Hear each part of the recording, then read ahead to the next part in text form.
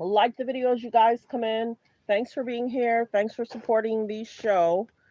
Like the videos you come in. Thanks for tuning in to Let's Talk About It 21. We're going to talk Donald Trump, Nancy, Guthrie, what's going on with that. We're going to talk. Megyn Kelly made an interesting statement yesterday. We're going to cover that. I almost came on live just to cover that, but I normally go live one time a day. If I twice a day I'll come live, but we're going to get into that because that was very interesting.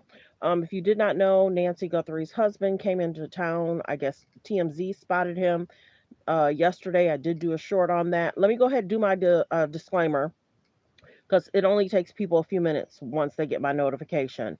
Okay, so we're going to get into that. All comments are alleged, period. Hold on one second, it didn't do it. All comments are alleged. Copyright disclaimer under Section 107 of the Copyright Act of 1976, allowance is made for fair use for purposes such as criticism, comments, news reporting, teaching, scholarships, and research. Fair use is used permitted by a copyright statute that might otherwise be infringing. All comments are alleged, in our opinion, and for entertainment purposes only. So thanks for staying for that. I'm going to play this, and I'm going to do the rest of what I need to do. And I'm going to let you listen to him. It's really interesting because they've been pulled in. Think of it. They've been pulled in. Clinton and many other Democrats have been pulled in, yeah. So Hillary Clinton said in an interview today that she and her husband are getting pulled into the Epstein matter to divert attention from you and that your administration has something to hide. What's your response to that? I have nothing to hide. I've been exonerated. I have no Jeffrey Epstein. They went in hoping that they'd find it and found just the opposite. I've been totally exonerated. In fact, Jeffrey Epstein was fighting that I don't get elected with some author. A sleazebag, by the way, and I've been totally exonerated. No, they're getting pulled in, and that's their problem. I don't know, they got to see what happens, but I watched her in Munich, and she seriously has Trump derangement syndrome. Publicly testify? I've been totally exonerated on Epstein, and it's really interesting because they've been pulled in. Think of it, they've been pulled in. Clinton and many other Democrats have been pulled in, yeah. So Hillary Clinton said in an interview. So let's get to the news. We're going to get straight into it. Like the videos you guys come in. Stay till the end because we have a lot to get into. Like I said, yesterday I almost went live. Stay till the end because I have some interesting things that's possibly going on. But let's do the Trump information. Then we're going to get to Nancy and the family's been cleared. We're going to get into some more news, but parents, if your child plays Roblox, like the videos you guys come in, We're going to go here first and get into some updates. Trump had also made statements in regards to they better make sure she's still alive and well, or he's going to make sure they get the penalty. I've got to watch what I say. They're going to get the penalty. So we're going to get into the news. A lot of distractions. And I don't understand why he feels he's exonerated. I'm trying to figure out what's going on with Congress and why aren't these people being locked up immediately? What the heck? And that's the thing. So did some of those people get into those jobs knowing that they would somewhat be protected? I mean, what's going on? Anybody else in the streets, if that kind of information is given to the police, they're locked up immediately. So I'm just trying to figure it all out. We're going to work it out, but I guess there's supposed to be another hearing after Pam Bondi, after she's done with her Congress stuff. I guess there is another committee that's looking to talk to her. So I'm just trying to understand why these people aren't in jail yet. If you're in the files and if weird statements were made, why haven't those people been locked up yet? Is it just me? What's going on? Some people are in the files, just statements or comments, but some people are in the files in ways we don't even understand what's going on. But they shouldn't be exempt. They shouldn't be exempt because they have those positions, or is that? I mean, I don't know. But let's continue. Don't forget, stay to the end because we have some questionable stuff we got to get to. We got to go here first. Like the videos y'all come in too. We're going to have to get those likes up today. We got to get the likes up. There's 127 in the building. Got to get the likes up. As you guys come in, like the video. I'm side eyeing some stuff, and we're going to get to it, but let's get to the Trump stuff first. Himself by pointing at the Clintons. Well, they should go to prison, because if there's pictures with, if there's videos with, if there's emails addressing flight logs with, they should be. They should be. And I'm wondering if they're going to wait till he's out of the office because he'll just pardon. I'm wondering. I'm not understanding it. Any normal, regular day person that's in this type of situation, you already locked up. They're knocking on your door.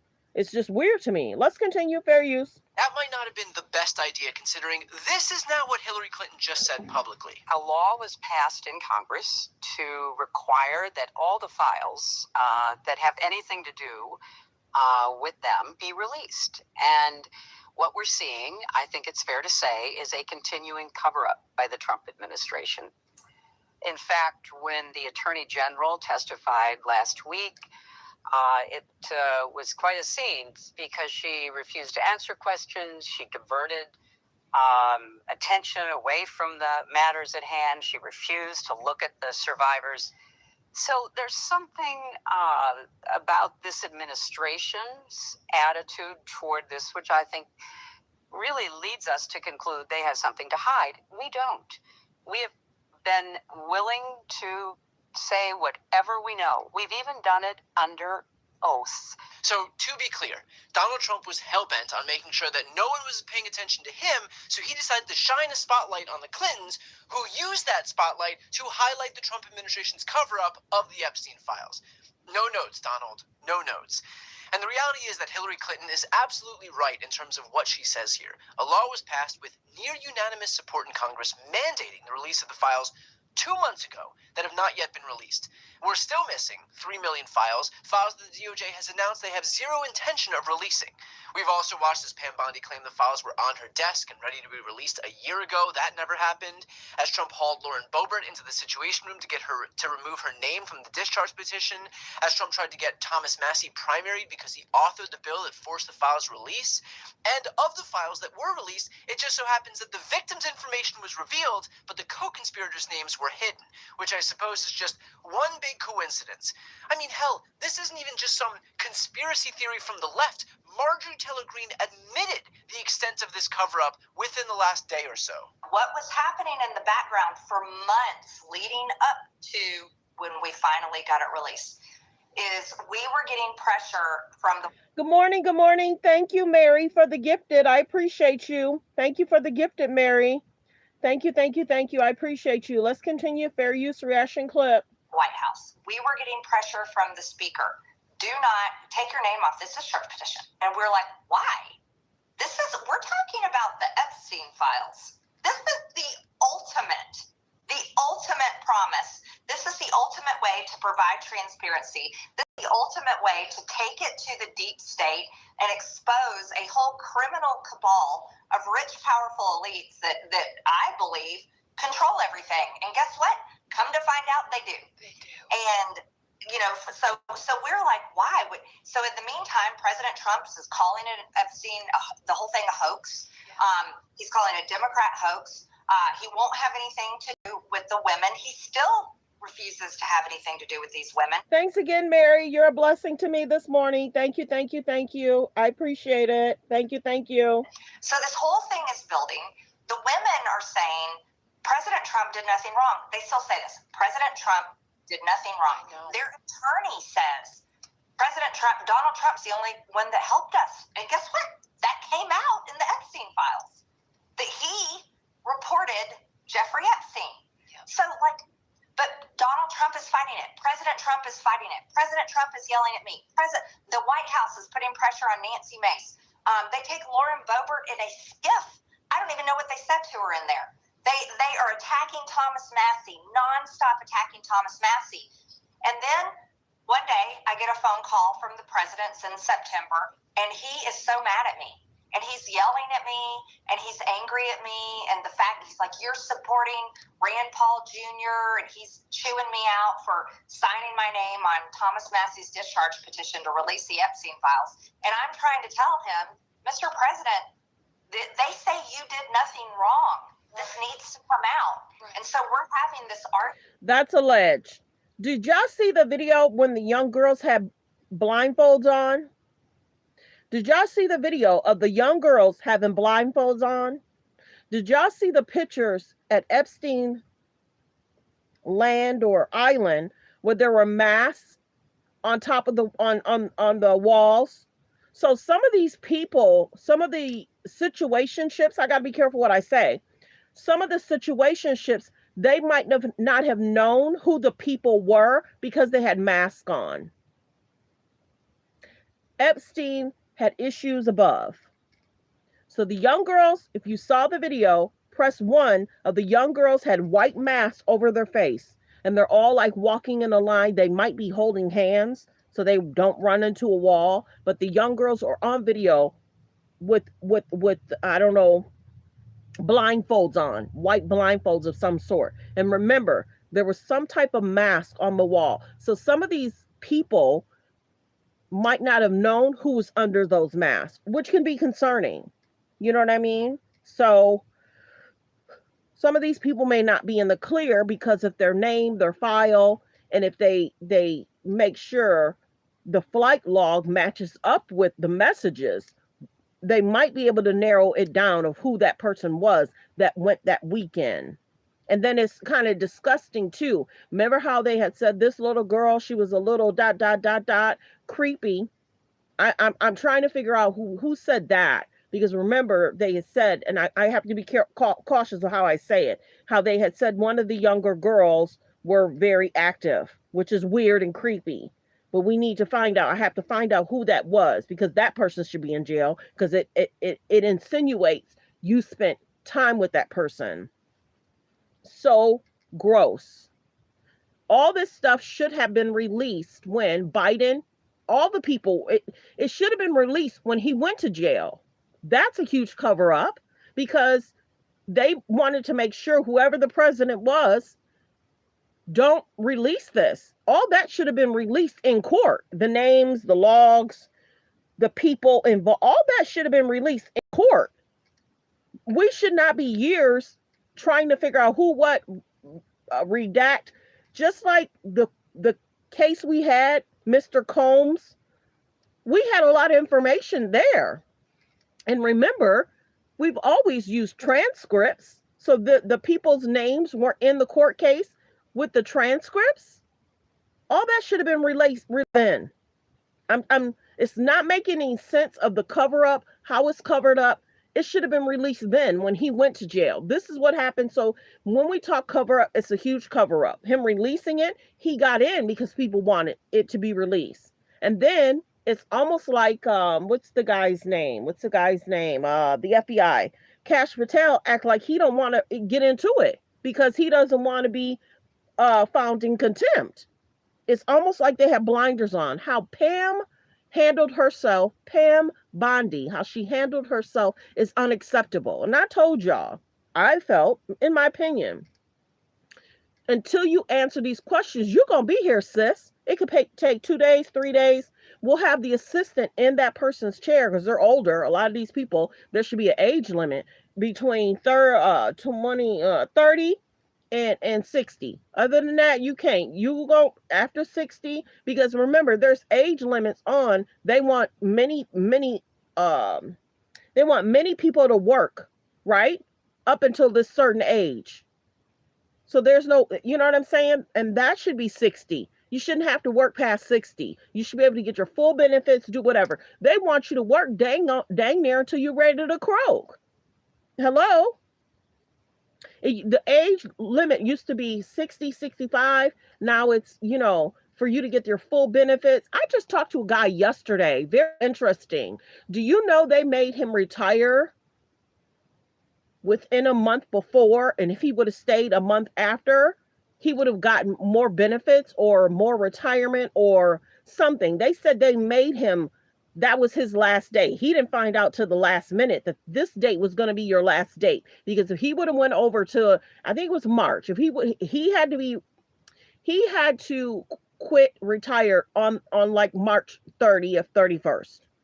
And if he would have went a month longer, they would have had to give him more benefits, and he didn't know until after the fact. But these people are so tricky. There should be age limits, because if people are going into meetings, I'm gonna be general here too, but y'all know what I'm talking about. They're saying that some of these older people are having a hard time walking into the building. Some of these people are having a hard time, and they may be releasing on themselves in meetings. Y'all know what I'm talking about. It's kind of concerning. And then you got to realize the older people are not up on stuff. They're not tech savvy. So there should be a cap at about 60. Not to age discriminate, but after a while you just don't give a care. You're just trying to roll over, get to the building and just say, "Okay, well, what are we going to do today?" And you're more apt to only do a little bit and just say, "I'm doing my job." Because at a certain age they just don't care. And this might be, yeah, 60, 65. After that, even presidency, 60, 65. That's it. Not to age shame, but it's just interesting, because I think that's what we're seeing, because why don't they care about, why aren't these people in jail? And maybe some of the laws with the younger adults, younger people, 30 to 60, 65, should write different bills to get this moving. And then, I don't know about most of y'all, but whenever you go vote, it has to show ID anyways. They have the card with your name, and you have to show your ID. You don't have to bring that card that they put in the mail. But a lot of us, when we would go vote, I had to show ID. So I don't know what he's talking about. Voter ID, mail-in ballots. If people are sending in the ballots, that means you're in the system, that you're alive and well, because they're sending you ballot, assuming that you're still okay, you're still here. Because you would figure that the mail would stop, because if you're no longer here, your what is that? Your courthouse gets your certificate that you're no longer here. So all that mail, all that should stop after a certain point in time anyway. So I'm just thinking out loud. Let's get the likes up, y'all. Let's continue with the news. Let me continue with the video. But there's just a lot going on. It's weird.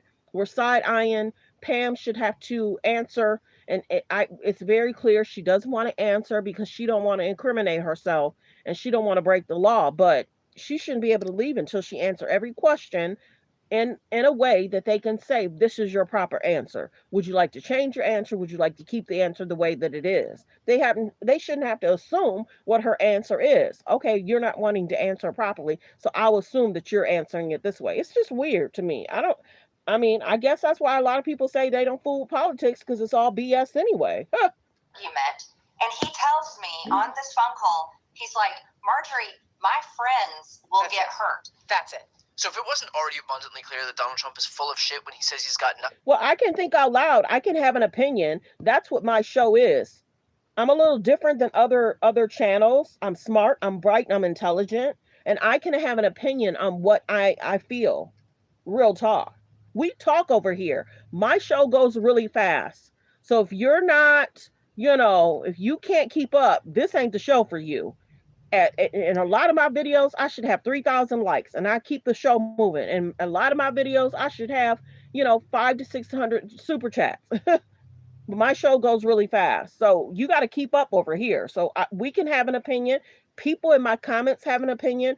Unless you're extremely rude to me and I catch it, you're out of here. Unless you're extremely rude to my people in my comments, you're out of here. So we don't deal with disrespect. We do have an opinion. Good, bad, ugly, or indifferent. I show y'all a lot. I'm not just, and if I can show you a lot, I'll show you a lot. I'm not just one way and this side. I'll show you that he feels that he's exonerated. That's his opinion.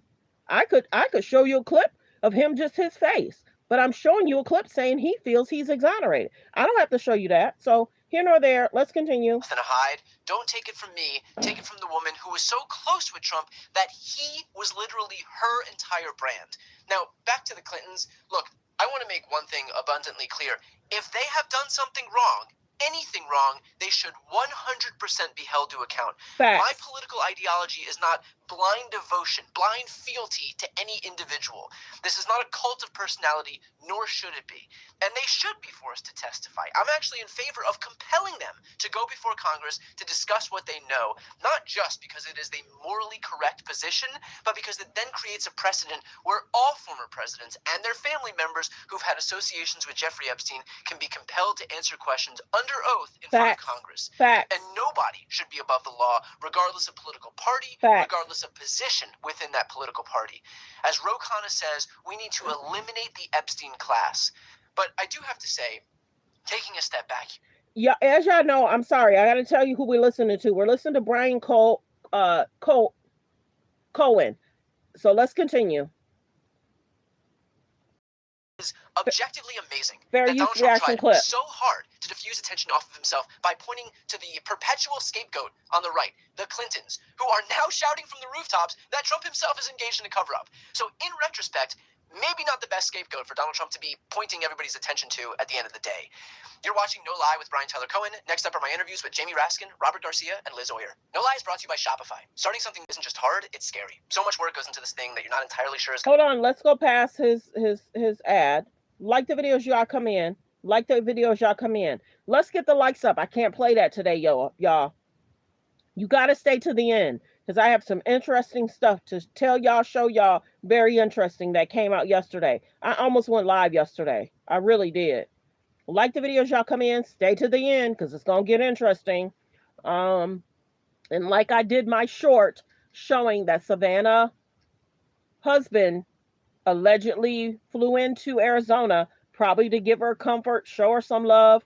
The family, they're stating that the family is released, and I'm sorry, the family is not being looked at. They've been cleared. Let's say it that way. They've been cleared. Let's continue. Fair use reaction clip. But then, while I was hanging out with my buddy Tommy Vitor over at Crooked Media's holiday party, I gave it a shot. And believe me, it is the real deal. And even Tommy, who is a degenerate drinker, uses it too. And he manages to show up for all of his podcast recordings. Are you ready to try it? Go Okay. to Zbiotic. Wait, so that's another ad. Hold on. Okay, here we go. Department of Justice. So, as you know, as all of America now knows and can see, she didn't answer any of our questions. She dodged pretty much every substantive question there was, certainly from the Democrats and many from the Republicans, including from Thomas Massie. And she would literally just change the subject. So you would ask her about what she's doing to make amends with the Epstein victims whose privacy rights were violated because Pam Bondi published their names, phone numbers, addresses, and private information in the published materials when she was under strict orders to redact all of that. And then she would talk about how great the Dow is. And she's the Attorney General. She's not the governor of the Fed. And of course, whatever, they don't have anything to do with the economy. Certainly when jobs are being lost, when the economy's crashing, they pretend they have nothing to do with it. But only when it's going up, they want to take credit for it. So in any event, then I think that she may have gotten her insults mixed up. She arrived with a burn book, I think they call it, with all of the insults compiled for each of the members. And I am not. That's crazy work. She had time to put a book together, but didn't have time to call the victims. Hello. Thank you, Ellen, for this for the gifted. Thank you for the gifted. I appreciate it. She had time to do a burn book, but she didn't have time to address the victims, call the victims, go over the files and say, would you like to make another statement? Do you feel you want to update your statement or your witness statement? She had time to do a burn book, but she didn't have time to question and sit down with the victims. So concerning. So concerning. A stock trader. I believe that I have just mutual funds from the day. Okay, Mary. Thank you, Mary. Thank you, Mary. I was a law professor, so I think she must have confused those with insults she had been preparing for somebody else. But she also did remember to call me, I think, a washed-up loser lawyer. I didn't hear that exactly. If I'd heard it, I would have said, no, actually, I'm a washed-up loser law professor. But in any event, she was just filled with insults and complete distractions from what we were there to talk about, the massive invasion of people's civil rights and civil liberties taking place in Minneapolis and around the country, and her outrageous betrayal of all of the Epstein victims and her obstinate refusal to do anything to prosecute the multitude of crimes that are so clearly present there. And that's a part I want to dig into here, because she said she was testifying that she would, pleading basically with any survivors or anybody with information to come to the DOJ, that they would welcome these people with open arms. There were an entire row's worth of survivors seated behind her, and when they were asked point blank if the DOJ had reached out to them or even responded to their overtures to the DOJ, that they had all been ignored. And so how do you square those two things when you say out of one side of your mouth that you want that you're seeking out this information that would help get to the bottom of these crimes, but then when you have people who have that information, you basically close your door to them? Facts. Right, it's perfectly clear to me now that we are living through one of the greatest, if not the greatest, cover-ups of American history. And it goes all the way back to Alex Acosta, who was later made the Secretary of Labor for Donald Trump. But when he was the U.S. Attorney in the Southern District of Florida, there was a 60 federal count indictment ready to go against Jeffrey Epstein and Ghislaine Maxwell and other co-conspirators for this massive international child sex trafficking ring. And then suddenly it got thrown overboard for one count of state solicitation to prostitution. The sweetest of sweetheart plea bargains of all time, where Jeffrey Epstein took 1 year, but it wasn't 1 year in jail or prison. He was free for 12 hours during the day, and he would go and spend the night down at the county. That's crazy work. Why would he be able to be released for that amount of hours and then go back to... Who gets that kind of deal? It's all a big cover-up, a slap in people's faces. It's weird. Facility, and was free to continue frolicking with all of his criminal games during the daytime. And then meantime, there was a non-prosecution agreement made for a lot of other people who were involved in his orbit. That was the beginning of this outrageous double standard of justice that we've seen for Epstein and what a lot of my colleagues are calling the Epstein class of rich and powerful men who seem to be able to get away with everything. And there were Republicans in there and there were Democrats in there. The difference is the Democrats are saying, let the chips fall where they may.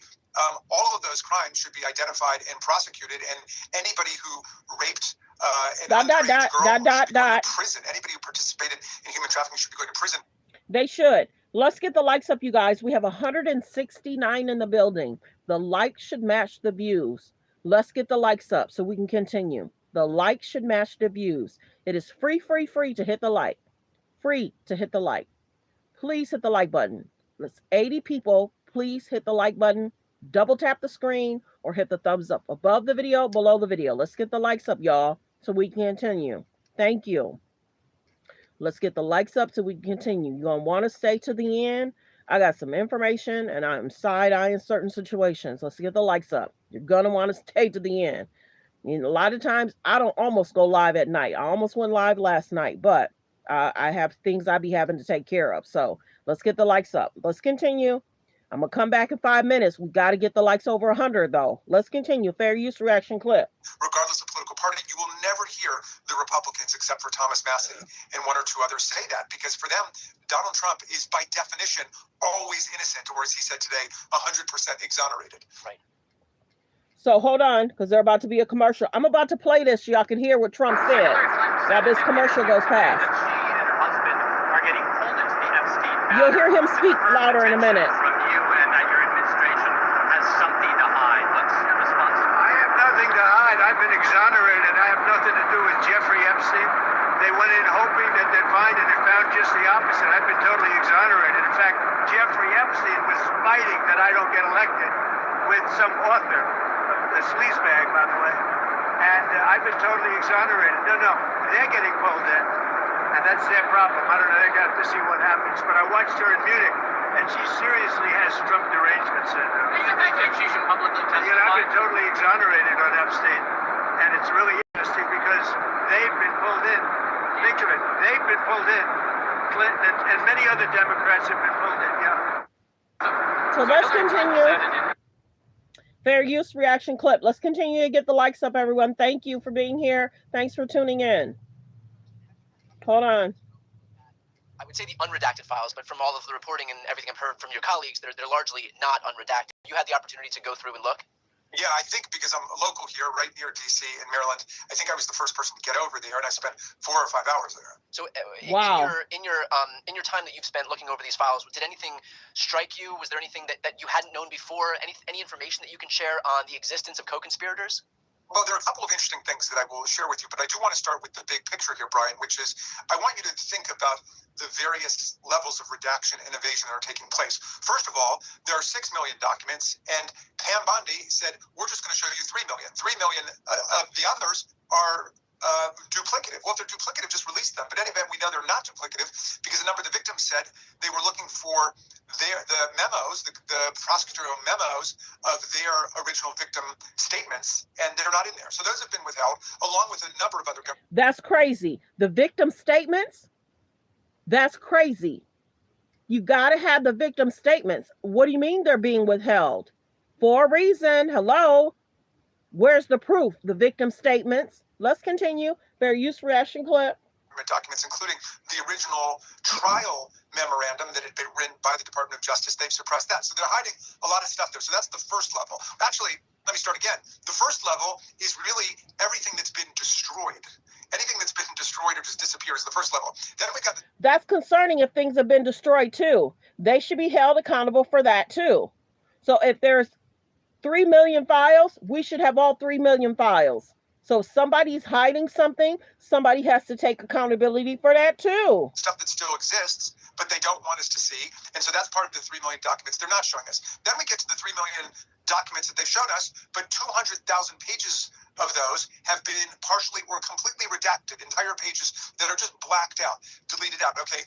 And remember, there was one instruction, which is delete or redact only the names of the survivors. They failed to do that. They released names, addresses, phone numbers, and identifying information for more than 100 of the survivors. But meantime, they redacted the names and identifying information of lots of criminals, potential co-conspirators, enablers, accomplices, and so on. So there are tons of redactions in here, and they've set this up like some kind of video game. This is not a game. We passed a law compelling them to release all of the information. But from Donald Trump on down, they are determined to keep us from seeing all of the material.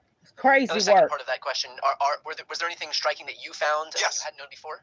So I punched in the name Trump or Donald or Don, which came up with more than 1 million. I don't know if every Donald or Don that was flagged was necessarily Donald or Don Trump, but there is a lot of Donald Trump through these files. Okay, the first file that appeared for me was an email that Donald Trump was, and remember, this one was redacted, so I got the unredacted version. Okay, this email was from Jeffrey Epstein to Ghislaine Maxwell, and he's forwarding an email from Jeffrey Epstein's lawyers to Jeffrey Epstein. The lawyer said that there was going to be a deposition of Donald Trump that got switched over to a 20-minute interview. This is back in 2019. They gave a synopsis record of what was discussed there, and the paragraph said something effectively to this point, which is Trump saying that Epstein was not a member of Mar-a-Lago, but he was a guest at Mar-a-Lago, and no, he was never sent away.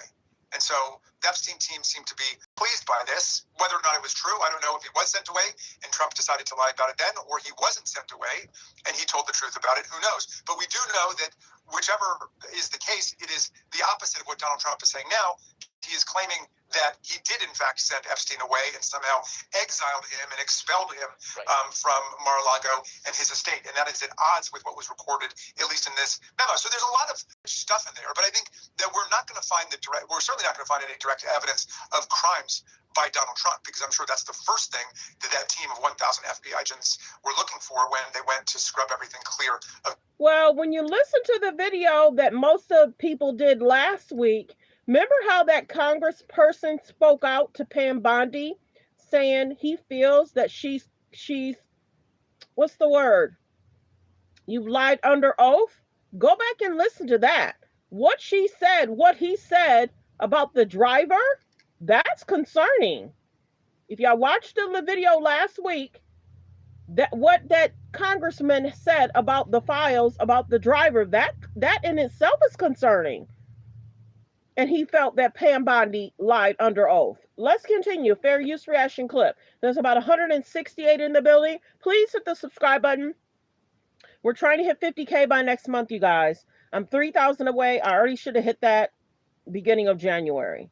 But I was like on a great vacation December, January. So like the video. Please hit subscribe. We're trying to hit 50K. Let's continue. Donald Trump's name.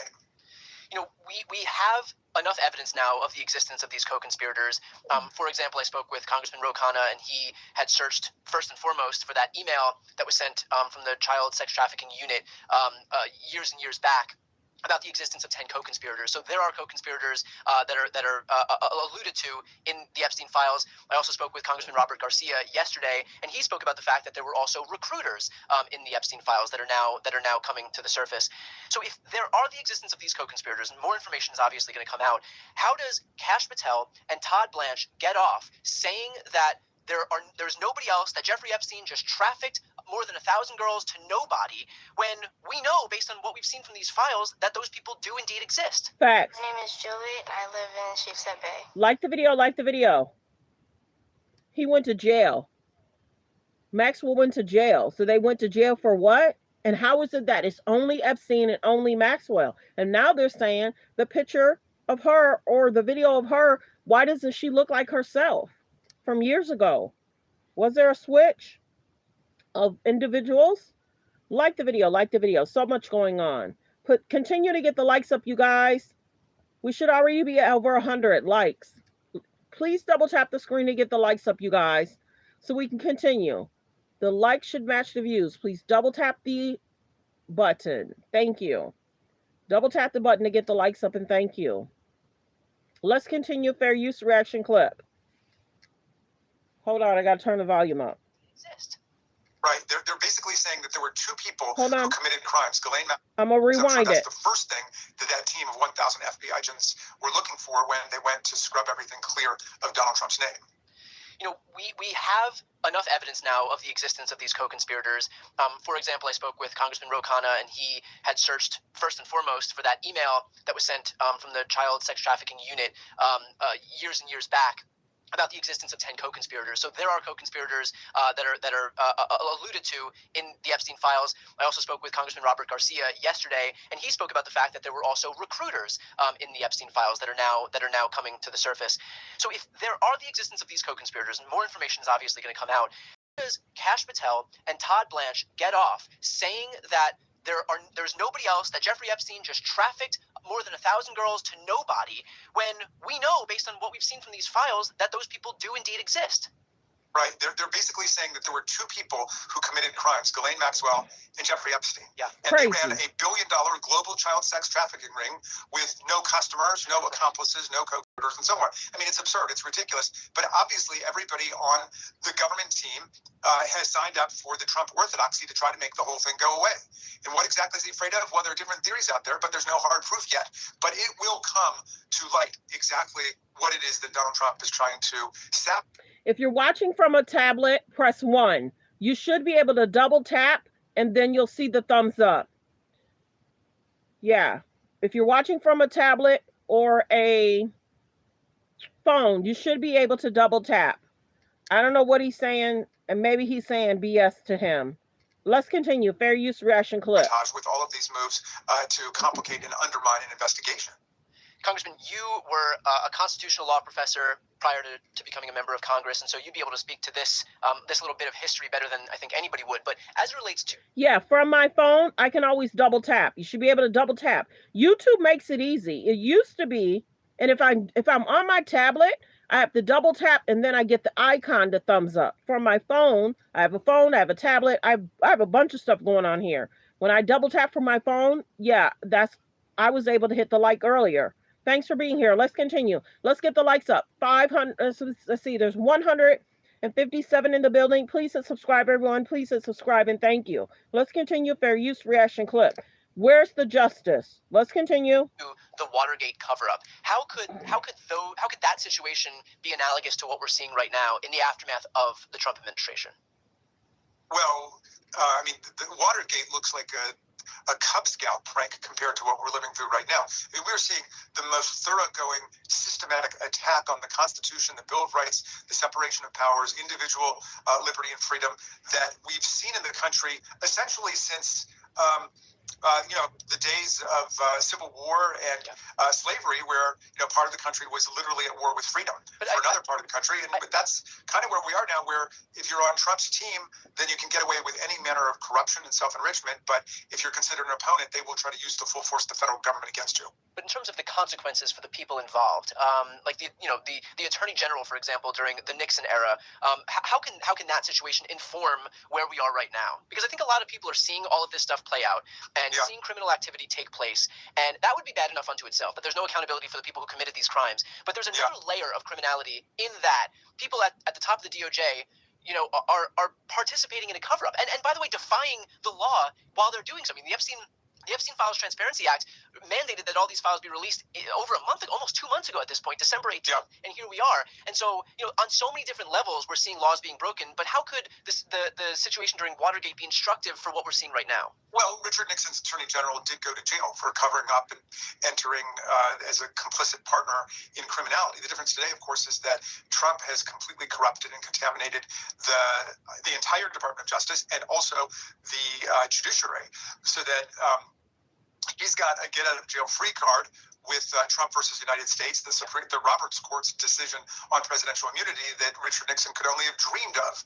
I mean, that would have been in his wildest dreams that he would have something like that. So there certainly is some historical precedent for the attorney general being held to account.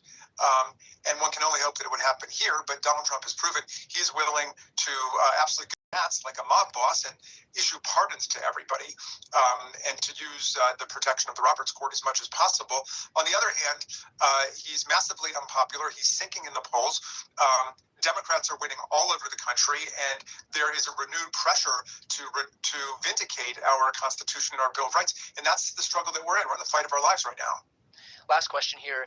You actually made an unannounced visit to an ICE facility in Baltimore, so we're switching topics a little bit. Can you tell me about that unannounced visit? Because everything I've heard thus far from members of Congress is that any unannounced visits have been rebuffed by these ICE agents, and that members of Congress have been denied entry illegally, of course, but that's not stopped this administration and the DHS from doing that anyway. Can you talk about your visit? Well, 13 members of the House brought a lawsuit. Joe Neguse was first, so it's Neguse versus ICE, to vindicate our rights to show up unannounced at an ICE facility to conduct oversight. And that is a right that is written into federal law. So we went to court to guarantee that right would be enforced, and we won. So I took a copy of Neguse versus ICE with me to Baltimore. The staff people were actually very decent and very forthcoming, but what I saw there was scandalous. This is an office building where one floor has been converted into holding cells, and I saw in one room that I would not try to fit more than 20 people in for a lunch. I saw 60 men packed together, shoulder to shoulder. They're there 24/7. It's not even like a prison where you get an hour to walk around. So you're in there as long as you're in there. It seems like the average length is 3 days, but some people are in there 6 days or 7 days. There's one toilet and there is no shower. Wow. And they sleep like sardines on... That's crazy work. But the thing is, if they came over here illegally, then what, you know what I'm saying? Then they have to be shipped back to their countries. Wow, that's crazy if they're standing there like that. One bathroom? With aluminum foil blankets on the floor. That's crazy. And, Pam Bondi has tens of billions of dollars in surplus money that they're engaged in all kinds of inside deals with all of the Trump people. In the meantime, we're holding human beings like cattle pressed together, like sardines, just thrown together up against each other under really unhealthy and unsanitary conditions that are liable to make a lot of people sick. Wow. I don't know if I was the first member allowed to go that far because I was brandishing our court decision. I may have been. I wasn't allowed to speak to the men, but I was able to, press up against the windows and the walls of where they were being held, and they were gesturing to me that there was no shower, there was no water that they could get. They were pointing to the one toilet, the one open toilet over in the corner, and we're talking about dozens and dozens of men in there. Yeah. There was a women's cell where there were about 33 women, so that seemed to be slightly more civilized. But I was amazed when the staff people told me that room that I saw with 60 people could accommodate more than 50 others. To that end, we are right now in a moment where DHS funding is going to run out if Republicans don't agree to some conditions being proposed by Democrats. Can you talk about where that process is right now? Because we are like on the brink of DHS running out of their funding. But what would that actually mean in practice? Because ICE, thanks to the One Big Beautiful Bill, does have funding for years, if I'm not mistaken. Right, and since I spent the afternoon up at the ICE facility, I've not caught up with whatever the most recent news is, but people are prepared for the possibility of an ICE shutdown. As you're saying, they're swimming in cash. I mean, there's no place in the federal government better funded than them, with the possible exception of the Department of Defense, the Pentagon. But they have tons of money, and who knows what they decide to do in terms of what they keep open and what they don't. And right. In that case, they sacrifice TSA agents and make it as convenient for American travelers as possible, so that they can say the Democrats caused this big ICE shutdown. Meanwhile, the people who are actually abusing their offices, abusing their positions of power, which are these ICE agents, they'll continue their operations completely, unabated, and meanwhile Republicans get to run a PR campaign against the left. Well, you got it. And, I've spoken to some Republicans about this, and I've said it's time for a reset. You guys have got to deal with the reality of the situation. And I think their way of dealing it with is to say, well, we'll withdraw from Minneapolis. And some of them are asserting that, well, maybe Secretary Noem will leave and she'll be replaced with Homan instead. Well, of course, that's unsatisfactory to us. We want to see... Press 3 if you knew where you're watching from. Press 3 if you knew where you're watching from. Press 5 you've been here before, where you're watching from. Systemic structural changes, starting with masks off and cameras on, so we can find out what's going on. So there's identifying information about ICE agents, so they're not the only police or law enforcement force in the country that's walking around masked like a paramilitary force in an authoritarian dictatorship. And we've got to end that. But there are a whole lot of other things that we need to make sure are happening. That's what our friends in the Senate are fighting for. Right, and I would add qualified immunity too, because we have seen that, look, there's no shortage of video footage showing what these ICE agents are doing. And if you're just not coming in, I'll play this clip so you can hear what he had to say about the files, and he feels he's exonerated. So Hillary Clinton said in an interview today that she and her husband are getting pulled into the Epstein matter to divert attention from you. And you'll hear him speak in a second. Something to hide. What's your response to that? I have nothing to hide. I've been exonerated. I have nothing to do with Jeffrey Epstein. They went in hoping that they'd find it and found just the opposite. I've been totally exonerated. In fact, Jeffrey Epstein was fighting that I don't get elected with some author, the sleazebag, by the way. And I've been totally exonerated. No, they're getting pulled in, and that's their problem. I don't know, they're going to have to see what happens. But I watched her in Munich, and she seriously has Trump derangement syndrome. Do you think that she should publicly testify? I've been totally exonerated on Epstein, and it's really interesting because they've been pulled in. Think of it. They've been pulled in. Clinton and many other Democrats have been pulled in, yeah. Okay, so now we're going to go ahead and do some hot topics, trending topics, because I don't think I'll be, but we're going to get to some interesting stuff today.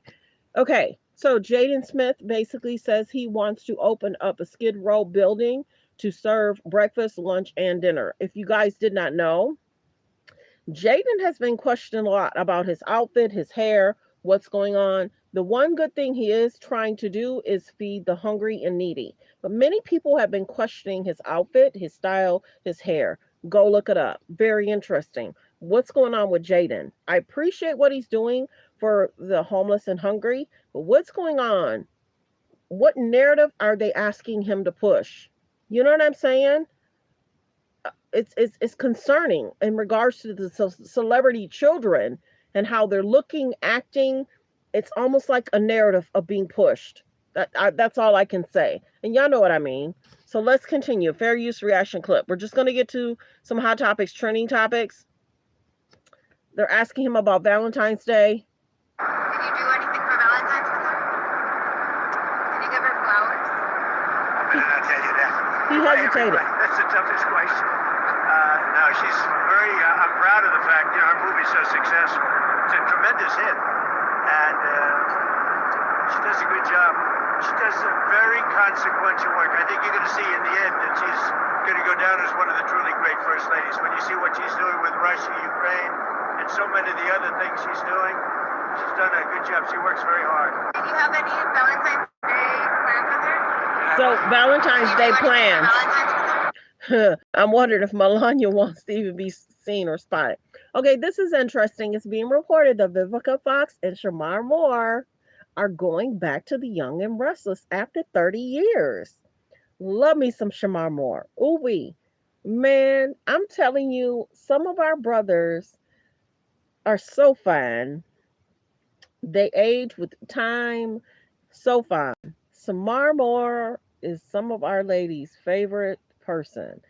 Always smiling, rarely ever negative, negative, negative. He tries to be positive. Of course, there's times he posts about missing his mother, but for them to go back to the Young and Restless, I'm trying to remember if his show SWAT. Remember his show? It had gotten canceled, and then they pressed to bring it back, and it was brought back. So I'm thinking his show SWAT has now been taken off. So that might be why he's returning to the Young and Restless. Vivica, every year she tries to bring up 50. Every year she tries to bring up 50 Cent. And there'd be times where it's 2 years and then 3 years and then no. So you could tell she had missed 50 Cent. That may have been the love of her life because we were like, Vivica, move on, girl. Find you another man, a husband, a spouse, a boo, a bae. Find somebody. Stop talking about 50 Cent because 50 Cent he'll troll you. He'll troll you down to the ground. So he's tried to give her some grace, but then he would, say certain things. So for them to be returning to the Young and Restless, I don't watch soap operas. People used to. So that may be where they need to end up, towards the end of their career. So there's that. So, like I said, we're just doing some hot topics, trending topics. And then this is him. Says he just has nothing to do with it. We're going to play this clip as well. And no, he made a statement about me and Jeffrey Epstein. I have nothing to do with that. I have nothing to do with Jeffrey Epstein. And in fact, if you look at the DOJ, they announced, they released 3 million pages. It's like this is all they're supposed to be doing. And frankly, the DOJ, I think, should just say, we have other things to do, because that whole thing has turned out, other than Bill Clinton and, Bill Gates and lots of people there are a lot of questions about it, but nothing on me. But it was even sort of better than that, because they found that Jeffrey Epstein and this sleazebag writer named Michael Wolff were conspiring against Donald Trump to lose the election. So Epstein was conspiring with a writer for me to lose the election. So right there, you know that I had nothing to do with this guy. But yeah, it's a terrible thing. The amount of time that's being wasted. When Epstein was alive, like 10 years ago, nobody cared about it. And no, he made a statement about me and Jeffrey Epstein. I had nothing. But they're only doing it. But now it's really hitting back on them because Bill Clinton is such a big part of it. The Democrats are pushing it. And the problem is that it's turning out to be the Democrats that were with and conspired with Epstein. So I think you're probably going to see a little pullback from them. But think of it, they were working together to try and help me lose the election. But this is the Oval Office, so I guess that didn't work out too well. Okay, one more. But they're only doing it. But now it's lies. Okay. But they're only doing it. But now it's really hitting back on them because like the video. Like the video. R.I.P. to Aretha. Okay, so that's how he feels. He has nothing to do with. Let's continue. Fair use reaction clip. That's the IG picture. I'm not going to show it. But yesterday there was an alleged picture, AI picture of Nikki and Trump. I try not to do the AI pictures. I should, but I'm not going to do it. I'm not going to do it because, I don't want to get in trouble for showing that. But there is a AI picture against Trump and Nikki. Timothy, let's see, Timothy. Yeah, I'm not. Sometimes the celebrities want a narrative to be pushed. About 2 weeks ago, Timothy was spotted with some of his friends. Spotted next to or by a young girl. Can't confirm or deny if he's trying to, have fun with her. But Kylie wasn't there. So that's interesting that his friends had a good old time, but Kylie wasn't there. And then will Kylie forgive him? See, Timothy and Kylie's situation is very interesting. They make it seem like they're together, but not. She'll have events. He don't show up. She had an event. I don't think he was there. I don't think he was at the kids' party, but then he's hanging out with friends. and then Valentine's Day, whether we know he sent something or didn't send something, and then they pop out and they do an event together. That's kind of how Kylie and Timothy like to do things. They make it seem like, but then they pop up and they do certain things together. But for her to say that he's lived with her and they've been together for 3 years, but people knew that Timothy was traveling. So how could he be living with her for a year when he was traveling? And many reporters reported on that she was flying to go see him because he was in movie mode and he was kind of keeping to himself, and he kind of, whatever movie he was working on, he couldn't leave. So them stating that they've been together 3 years. We rarely ever see him with Kylie's children if they've been together 3 years. And of course, we see Travis with the children, but I don't even know if Timothy was at the kids' party. If Kylie's your boo, your bae, why aren't you at the party? And then him walking out having a good time. And there was a lot of people there within his friend group, but Kylie wasn't there. So that's very interesting. Just like the Travis, Tristan Thompson, he had a party, but Chloe wasn't there, but Jordan was there. Tristan had a party, Jordan wasn't there with Kylie. Tristan had a party, Kim wasn't at the party, but Jordan was there. That whole situation. So it's very interesting. Very interesting. Whether he's serious about Kylie or not, wrap it up, dude. You see how they talking about these exes. Kendall Jenner goes out and has a Super Bowl commercial. She's shading the exes. And then I'm surprised Lewis wants to even be tied to that. So that's concerning. And then Kim, I did a post. It wasn't a short. Kim is saying she doesn't want to trigger Kanye. It's very interesting how Kim wants to, they like to date each other's exes, but they don't share the baby daddies. You know what I'm saying? Interesting. Interesting. So, can't confirm or deny what's going on with Kylie Timothy.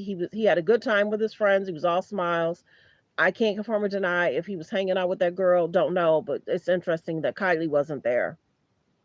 Yeah, Kylie wasn't there. And I don't know. She had said something about her mom will always be her Valentine. So Timothy might have sent her something for Valentine's, or she might have sent him something for Valentine's. Who knows? But I don't know if there's pictures of them even together on Valentine's. So it seems like Timothy kind of does what he wants. She had an event. He wasn't there. I don't know if he was at the holiday party. And maybe that's why they didn't have a holiday party, because maybe Timothy didn't want to be a part of, if they had a holiday party, if Timothy wanted to be around all their friends. You know what I mean? So who knows? Well wishes. We'll see what happens in regards to. Okay. Many people have been talking about Tyra Banks and the America model. A lot of the ex models have spoken out. One of the models, go back, I did a short regarding her. One of the models had won, and she had talked about her career after she won, and it didn't skyrocket. So that makes me wonder if the show comes back, these women's careers were skyrocket. We saw them going on Go See. We saw them doing photo shoots. So why is it that a lot of the women's careers didn't skyrocket? Eva skyrocketed. Eva did extremely well. Gorgeous, beautiful hair, beautiful eyes. She married that lawyer. Eva's career did really well. In regards to anybody else, there was a few girls that did okay, but Eva was the one that walked away with most. But once you go check out my short, the young lady had said that she felt winning kind of messed up her becoming a better model. And you would think that'd be opposite. Many of the girls would want to win. And didn't they have a certain kind? I wonder how much, I'm trying to remember what they won in that package when they won. But go check out the short. The young lady, I remember her, and I remember her season. And I remember there's also a young girl. Remember how they removed her teeth? And then, that was interesting. And they wanted to fix her smile. She went through a lot. They changed their hair. They're emotional. It seems like they went through a lot just for the cameras, just to win, just for the photo shoots.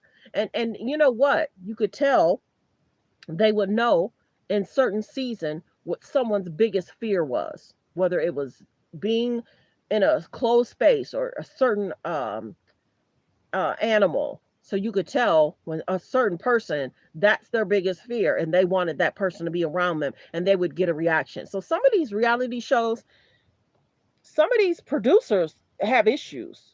You wouldn't want somebody to pressure you to do something you don't want to do, but then they find out your deepest, darkest secret and concern, and then they push you into that narrative. So many people are calling out for Tyra, and I think she's supposed to have a new season coming. But a lot of people are talking about her. Yeah, a lot of people are talking about Tyra. And we did, I did a video in regards to Mr. J, and I did a video regarding that. Let's see, Trump has been totally exonerated. That's how he feels. I might use that picture tomorrow, maybe. We're just continuing. Okay, let's talk Nancy. Thanks for being here, everyone. Prayers for Nancy to have a safe return home, to her family. Let's talk Nancy. Um, there's been a lot of general updates. I'm gonna let the news tell y'all because I could, but I'd rather for them to tell y'all. But stay to the end because I have something to show y'all and tell y'all. But y'all got to get those likes over 100 before I do that. Stay to the end because I have something that's gonna make you side eye a certain situation. I'm gonna play News Nation, and I'm going to play the sheriff talking. We're going to get to a few different things to give you guys some updates. I'm not going to talk Hillary. We already talked Trump. But yeah, and then Trump has made comments. Whoever has her better make sure she is still here because he's seeking the penalty. Y'all know what I'm saying. I have to be cautious what I say. But let's get to this News Nation in regards to Miss Nancy. Thanks for being here, everyone. Life is beautiful and fragile. We fall. Yeah, this is a horrible situation. 84 years old. She's older. She doesn't need that type of stress on her heart, mind, body, soul, and spirit. She doesn't need it. News Nation Senior National. Oh, this is one of my favorite. One of the guys from Law Crimes. If y'all know me, one of my favorites is Brian, and another one of my favorite is the guy from Law Crimes. So he's speaking with Brian. So let's continue. Brian Anthony did that great interview with Sheriff Nanos. Brian, good to see you. I have a lot of questions here, but I always start off with what is the latest on the ground that you're seeing? And also, let me couple this too. There was a lot of activity today. There was movement at Nancy's house with a white van. So I don't know if they're trying to disrespect me or somebody else. I'm not a distraction, but there's a lot of distractions going on. So make sure your comments are pertaining to. But if it's about me or somebody in the comments, be kind in the comments. And there was also news that investigators took a look at the home of one of Nancy's neighbors. So can you tell us about that activity as well? Yeah, so the activity outside the house, Jesse, there was a white pickup truck and a Subaru that showed up to the house. And the detectives seemed to know they were coming, let them by, let them up the driveway by the garage, which I haven't seen happen before. They weren't law enforcement. There was a man that got out with a briefcase. We had our drone up. They went around to the back of the house, two men. They went into the house. They were in the house for several minutes. Then they came out and left. We don't know. This is it right here. Yeah, this is that white pickup truck. We don't know what they were doing. At first, I thought like maybe friends of the Guthrie family that went to, retrieve something in the house from them. There was other speculation that it may have been a locksmith, which I'm not really sure why they would need a locksmith. But that was one thing that we saw outside the house. Also next door at the neighbor's house, there were detectives that showed up a few hours later and were inspecting a ring camera. And also there was like a floodlights with a ring camera on it that they were inspecting for quite a while. Yeah, this is a picture of where they were, which we haven't seen them talking to that neighbor before. So that was also new and interesting. And in terms of what else was happening on the ground, the main thing today was the DNA, confirming that they put the DNA from the glove into CODIS. And did not get a match, which was obviously not the news that everybody was hoping for, Jesse. No, especially when it's a database of 19 million offenders and over 1 million forensic profiles. But it's not the end of the story. I mean, correct me if I'm wrong. Do you know anything about how or if it's being tested through investigative genetic genealogy, family trees? It's been used to solve cold cases in the past. Yeah, we confirmed that it is. we had suspected the last couple of days that they would go down that route, but we've now confirmed they're going to do IgG, which is investigative genetic genealogy. You mentioned it, just what they did with Kohberger. It's one of the ways that they found Brian Kohberger. It takes longer, though. It usually takes longer. It could take weeks. It could even take months. There's so many factors here. I was talking to one of the investigators, even depending on the suspect's origins, it's more difficult with people who have Hispanic origins. There's not as many in the database. So it could be a long process, Jesse, but it's good news that they're doing it because it's been successful in the past. And look, I don't even know if that glove that was found 2 miles away is even related to this case, one way or another. It's just another consideration. I do want to ask you something. I thought this was a key moment in your interview with Sheriff Nanos. There's been a lot of back and forth. Why did you send this DNA analysis to a private lab, not Quantico? I want to play this real quick, get your perspective on the other side. If I use, for example, a state lab, DPS, or the federal lab, Quantico, you have to understand they have others using those labs too. And so it really puts a lot of strain on them to price those cases and do what they can with them. Where if I have my own lab or a contract lab, it allows me easier access to those cases that I think are important to us. What did you make of that, Brian?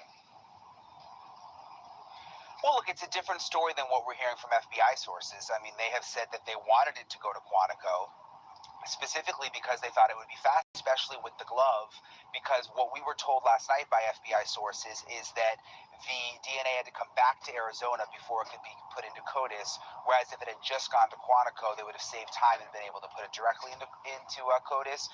So, look, I mean, the sheriff says that this is a lab that they've always used. That's what he told me today. He believes that it was easier to just send everything there. And he says that he talked to the FBI about this and that it was a short conversation and that they didn't have an issue. It's hard to say who's right here. Right. I think the sheriff does have good intentions. I really do. Yeah. But I think the FBI has been a little, upset with some of the decisions made. Thank you for watching. Subscribe below and Okay, so we're going to continue with the news of what happened last night. Like the video as you guys come in. Like the video as you guys come in. I advise you to stay to the end. A lot of things were side-eyed last night. Not certain if a lot of people caught it, but I did. Like the video as you come in. Make sure you stay to the end. There was some very interesting information released last night. I think you're going to want to hear it. Let's listen to this part, though, and then I'll play that next. Like the videos you guys come in. We're just doing an update in regards to Nancy. Praying for Nancy for a safe return home. Praying for Nancy. Let's continue. Came back without a match, Let's get the likes over 100, you guys. The likes should match the views. Please double tap that screen to get the likes up. 60. We should already have been already over 100. We should be at 300 likes, real talk. Please get the likes up. Let's continue. Obviously not good news. It's not really what anyone was hoping to hear. And I've also learned that other DNA from this case, from the Nancy Guthrie investigation that was entered into the CODIS database, has come back negative for a match. So at this point, no matches in CODIS, although I'm told there's still more DNA that they plan to enter into the database. We've also confirmed that they have started the IgG DNA process, which is the investigative genetic genealogy. And if that sounds familiar, that's because that is one of the big things that cracked the Brian Kohberger. Have you guys hit subscribe? There's about 247 in the building. Press 1 if you already hit subscribe. We are trying to hit 50K. Please subscribe. The numbers look a little low. I'm bringing you a lot of great content. Please hit subscribe. Let's get those numbers up. There's about 185 in the building. Please hit subscribe. I should already have 100 that have already subscribed. I'm going to bring y'all some good information, and you're going to side-eye some stuff. Let's get the subscribers up. When I find stuff, I give it to y'all, and a lot of people may not have even talked about it. Please hit subscribe. I pulled it, and I saved it. Please hit subscribe, and thank you. Stay to the end, because you're going to side-eye some stuff, too. Burger case in Idaho, the IgG. And that is essentially when they take the DNA that they have and they put it into these genetic genealogy databases, which is, and if you look back, I've done a couple of episodes on this. This is like when you do those tests at home to get your your genealogy and find out who your relatives are and what your background is, they have access to some of those databases, and then they can try to figure out if they can find a match that way. It could be someone's second or third cousin or an aunt or uncle, and then they can try to back into who the suspect is that way. So we suspected they were going to use that technology, and now we've confirmed that they are officially trying the IgG method, although that takes more time. That could take weeks, that could take months. It's not like just traditional DNA comparisons. Thanks for liking and subbing. This case, there's been so many, it's concerning. There's delays, there's more delays, they're questioning, send it here, send this information here. And the FBI's like, let us help y'all. It's concerning. People have spoke out about that sheriff. We talked about him a little bit. If y'all didn't hear it, we talked about him a little bit Wednesday, Thursday. A lot of those videos are on members only. We covered a lot last week, and I had to put my page. So there's memberships over there if you want to listen to those videos last night. We dropped a lot of information Wednesday, Thursday of last week. Let's continue. Fair use reaction clip. We may not have an update on that front anytime soon. That's I was crazy. outside Nancy Guthrie's house for most of the day. There were a couple of interesting things that happened. First of all, there was a pickup truck and a Subaru that showed up, and the sheriff actually let them through onto the driveway. I saw at least one man. There were two men, but I saw one man get out. He had almost like a briefcase. Went around the back of the house. They went inside the house, which is the first time I've seen anyone non-law enforcement go in the house that I can remember. I don't know who they were. Some people were speculating that maybe it was a locksmith. I don't know if it was someone that the family sent over to get something from inside, but they were inside for several minutes. And again, law enforcement let them in, and then they left. So that don't really have much of an explanation for that, but it was kind of interesting. There was also some detectives at Nancy Guthrie's neighbor's house, and they were in. Oh, I'm just not seeing your comment. Is that what you really feel? It's so much is concerning. Stay to the end because. Stay to the end. Let me continue. Fair use reaction clip. Expecting what appeared to be like a ring camera there with some floodlights. And the sheriff's office later confirmed that there were detectives in the area, but didn't say exactly what they were doing. I want to play for you my interview with Chris Nanos, the Pima County Sheriff. I was able to meet up with him today in his office. He did a lot of media interviews. We were only given 10 minutes. So, I was only able to ask so many questions. So if you're wondering why I didn't get to more, they basically cut me off at the end. It started off with him telling me, it's kind of awkward for a second. He said, you have questions for me, and this is before the camera started rolling. You have questions for me, and I have questions for you. And he kind of brought up some of my coverage and some of the people who I've interviewed who have had not such great things to say about him. Wow. And he was going to address some of those things at the end of the interview, but then we ran out of time because the person who was in charge, like the media sort of handler, was said, oh no, 10 minutes is up, you're done. So this is really all the time that I had. But I think what was most interesting is what he said. To me, what was most interesting is what he said about the Google Nest cameras, and they're still trying to get more video. So this is my interview with the sheriff. At Michigan Auto Law, we put people. Like the video. Please hit subscribe, y'all. Please hit subscribe. Please hit subscribe. A lot of times, YouTubers, podcasts, we have to listen and retain a lot of information. So the people are side-eyeing a lot of stuff. I'm wondering, I don't know. It seems like there's a lot of delays back and forth.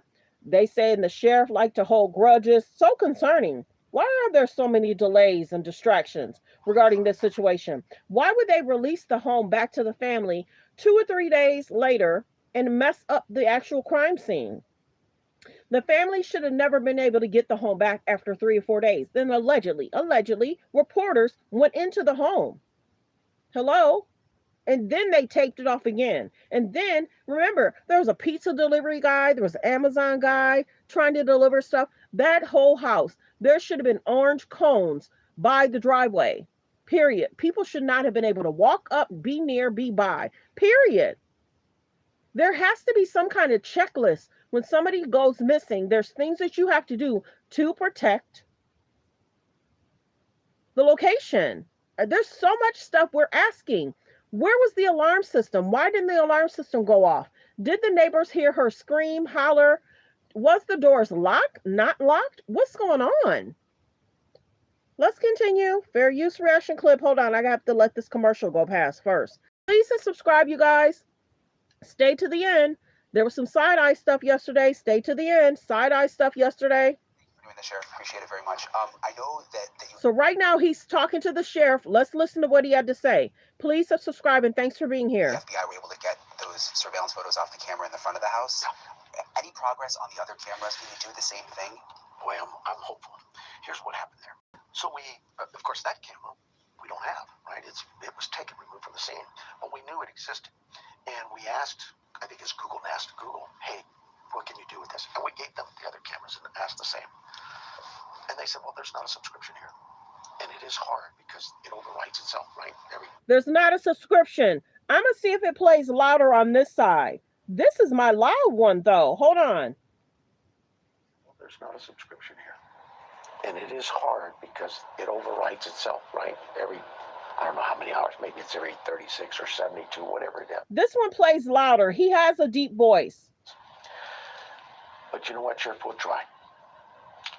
Thank you. Away they went. They came back with this. And I'm going to try to explain this as a simple man that I am would. They explained it, it's like peeling paint. You have images over images over images.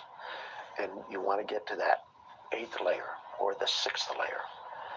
And you got to peel back very easily because you might destroy the layer you wanted. So they were able to do that. I said, oh, this is really, that piece of evidence. Oh, they kept it 10 days. No, we all would sit here right in our command post with the FBI and went, this is really great stuff. We need this out there. So I don't know that it was here more than 2 hours, and it's only because we had to do some cutting of it, the way they sent it to us and prepare it to get out to the media, and had to check with Washington, all those things that the FBI had to do as well. And we got it out probably less than 2 hours. And it generated, in that first hour for us, just alone here at the department, almost 5. There's about 193 in the building. Please subscribe, you guys, so we can meet our first quota. 193 in the building. Please subscribe so we can meet our first quota. Now there's 214 in the building. We're trying to hit 50K. If all 214 hit subscribe, we'll meet our quota for today. Let's continue. Fair use reaction clip. 5,000 tips. So it's a great piece of evidence. So there's other cameras. Your question, will we get more? We've asked the Google, hey guys, can you do this? And they said the very same thing. Sheriff, we don't think we can get anything, but we'll try. And that's all we're hopeful. And so as of now, it's still just the video from the front? Yes. Okay. Savannah Guthrie. So it's the video from the front. But I had also wondered, remember, when it was removed from the door, was there still audio that was still playing, or was it broken? Many of us had asked that. Remember, there was video. They showed us the video. Was there still audio from that same thing? And were they talking? Did we hear something regarding? So I haven't heard that. And that's very important. When they removed it from, did they break it? And we hear them breaking it. Why isn't he telling us that? When they removed it, when they took it down, it seemed to be broken. And then we also lost audio. We should be able to hear the audio as well. What was going on? Did they startle her? You know, what was going, you know what I mean? Like the videos, y'all come in, like the video, prayers for the mother to be safely returned to her family. I couldn't imagine 84 being removed from your house in the middle of the night. Your family don't even know you're missing until 11, 12, 1 the next in the afternoon. So concerning. People, you have to have an alarm system in your family's home. The area where she lives is so dark. There's some kind of weird light ordinance. You got to look that up. Some kind of weird light ordinance. And when he was going to the porch, I don't even know if the light above him came to the porch, if that light was on. Let's continue fair use reaction clip. Yeah, any updates? Stay to the end. Let's continue fair use reaction clip. You're going to be side-eyeing a lot of stuff, let me tell you. Nancy's daughter, obviously very famous, loved around the country. Is this really random, or do you think someone may have had, like, you know, a grievance against Savannah? Have you been able to sort that out at all? You know, well, yeah. But anything's possible, right? I mean, there was talk, well, this was a burglary gone bad. This was that. Those things have never come out of this office because we recognize that anything is possible, and we'll allow that evidence to show us what it is. The time to ask that question, motive, is when we actually know who's done this. And so, yeah, I get the speculation, But yeah, for me, I just looked at it and said from day one that if you're just not coming in, it's Brian talking to the sheriff. Let's continue. Fair use reaction clip. Nancy was removed from her home against her will. We need to find her. I know your deputies, detectives are working around the clock. I mean, we see them, you know. How long can this go on for in terms of the investigation at this? Yeah, a lot of people are side-eyeing the sheriff. Did y'all see when I posted on one of my videos, one of my shorts? He had said it could take months or years. What? No, you need to find her. Y'all should have taped off the scene. There's so much weird stuff happening. Questions we're asking. They have to put their stuff aside to get to the result of what, how, and why. Thanks for subbing. I thank you. I appreciate you. Let's continue. Fair use reaction clip. And wait a minute, you guys. I'm sorry. When stuff comes up, I have to tell you. I just saw something, and I think I screenshot it. I think TMZ said they're going to stop sharing messages. I think I saw something where TMZ said they're going to stop sharing messages that they're getting. Good. Y'all shouldn't have been a part of this.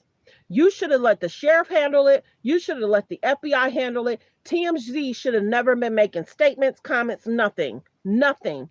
I think I saw that TMZ is going to stop making comments. Let's continue. Fair use reaction clip. Who are they saying shut up, Karen? Who was it, Karen? I don't know if they're talking about somebody else in the comment. I know they're not talking about me, but you got to be kind in the comments. Level. Because of the media, really, and that's a good thing, right? Because of the media, we've generated so many leads.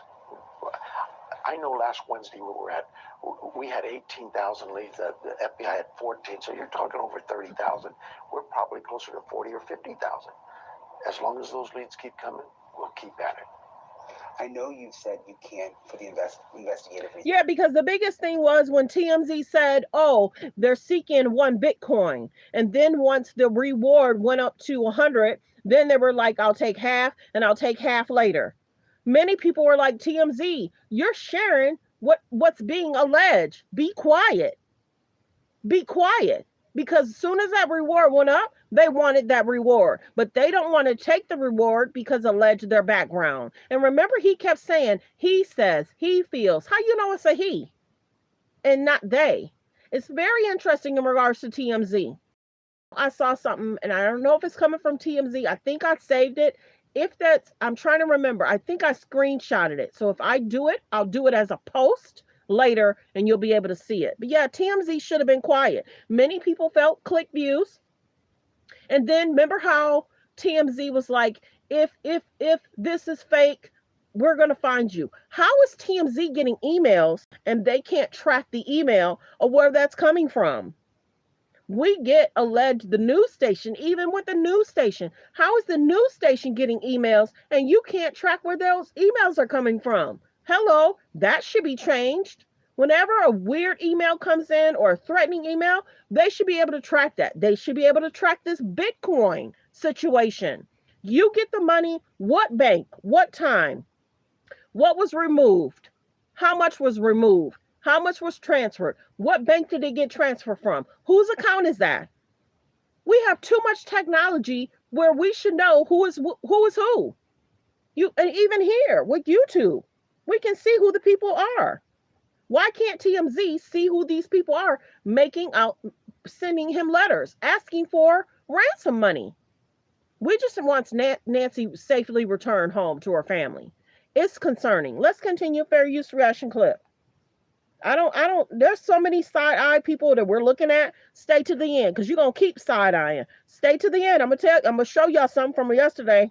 Talk about what you found in the house. But is there a lot in the house that you're not able to say? I mean, is there a lot of evidence we don't? Yeah, there's IP addresses. Even people on YouTube talk about different stuff. I don't understand how they're not getting the IP address of who's sending this message. We should have been able to find Nancy last week. Normal everyday people are side-eyeing general stuff that people deal with every day from the FBI. Normal everyday people are questioning this, that, and everything else. Normal everyday people are saying this stuff. Yeah, side-eye, baby. I almost went live yesterday. Side-eyeing a lot of situations. Side-eyeing. And we're questioning, where was the alarm? Was the door locked, unlocked? How did they get in? Everybody, if you got a parent that's over the age, certain age, make sure there's a camera in the house. Good morning, mom. Good morning, dad. Remember, I told y'all last week there was a young lady that said that she lived in a different state as her father. When her father fell, hi, dad, you okay? No, I fell. She was able to call the ambulance to get an ambulance to the dad's home. And then she traveled to where the city where her dad was so she could meet him at the hospital. If your parent is at a certain age and they have concerns with walking and they have concerns with protecting themselves against people, you have to have a camera in that house. Because think about it, Nancy probably didn't want to live with the daughter. Sometimes a parent don't want to live with a kid and their spouse and their children. Sometimes they don't want that, but you have to have certain situations to protect that parent against certain stuff. And when y'all watch to the end, you're gonna question stuff. You're gonna question it. I'm sorry. I'm gonna talk about it. And if this video, I'm telling you now, if this video somehow, some way gets it, we come offline, I'm coming back. I'm gonna tell y'all what's going on. I have to play this first though. You're gonna side eye a lot of situations, baby. Let's continue. Get the likes up, y'all. We should already be over 100 likes. My page is a little different. I ask who, why, what.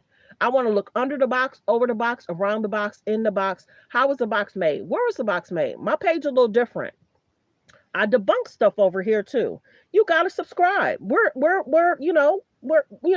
if you want me to see your comment, send in the super chats. We're gonna start asking for super chats and more memberships. You gotta subscribe. We question stuff. I watch and retain a lot of stuff so I can get an understanding. And then sometimes we cover Trump, now we're covering Nancy. Let's continue. Fair use reaction clip. Side eye. Side eye. Know about this being a crime. No, again, you're asking me something that I can't talk about. I will tell you this: removed some biological evidence, prints, DNA, whatever. All of that was removed and sent to the lab. We removed physical evidence. Why is it taking so long to get results from the lab then? Computers, phones, everything, anything we could. And that's submitted to another lab. That was given to the FBI. And why do we give it to the FBI? Because we know that they're very good at some of that stuff. And so we share with them that. Why did we give ours to our lab? Because it's what we've done for years, and our lab's always done well. In fact, we've used that. You think the way technology is, you think the way technology is, when that person was on that door, they should be able to recognize who that person is, period. Hello, your iPhone takes your pictures of your eyes. Wait a minute. Your iPhone takes pictures of your eyes. They got pictures of the person. We have too much technology, y'all. I'm sorry. This is not making no sense. Okay, I'll continue. Sorry. Before they're very good Sorry. at solving things and doing things, but the FBI, not unlike our Department of Public Safety in Phoenix, they have a lab. They could have been used, but we look at it as this: if I use, for example, a state lab, DPS, or the federal lab, Quantico, you have to understand they have others using those labs too, and so it really puts a lot of strain on them to prioritize those cases and do No, I'm saying when you have your iPhone, it's face recognition if you don't want to put a PIN number in. The Ring camera picked up his face. He walked a certain way. I'm surprised. And see, don't get me wrong though. I saw a lady do like a fake face recognition and she took the dots. I be seeing some interesting stuff. And this is an everyday person pulling this up. The everyday person was looking at removing the mask. Here's the eyes. That was amazing last week. I see a lot of stuff. Like the video, fair use reaction clip. And in regards to that, I should have saved that and told y'all where that came from. So I retain a lot of information. But there was a page, and maybe you could type it up. A person doing face recognition last week. Maybe you could pull up the video. But that was very interesting where it almost looks like she took off the mask and this is what the person looked like. There's everyday people on YouTube that seem to be doing more. And why aren't they showing us? I don't know. I guess they don't want to give us their tips, but last week was interesting. Like the video, fair use reaction clip. They can with them, where if I have my own lab or a contract lab, it allows me easier access to those files came out. That's very interesting. Many people are calling out her interviews with the alleged victims. Y'all knew that. People were talking about that. Cases that I think are important to us. And I'm not talking this case. I'm just talking cases in general. We could build a lab, but that's pretty expensive too. We just found that this lab we use is very good. Were they in Florida at the time? I have no idea. But I know that in today's world of technology, reports are generated and sent out in a flash of an eye.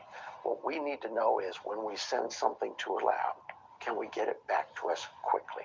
Can we have a rush order, if you will?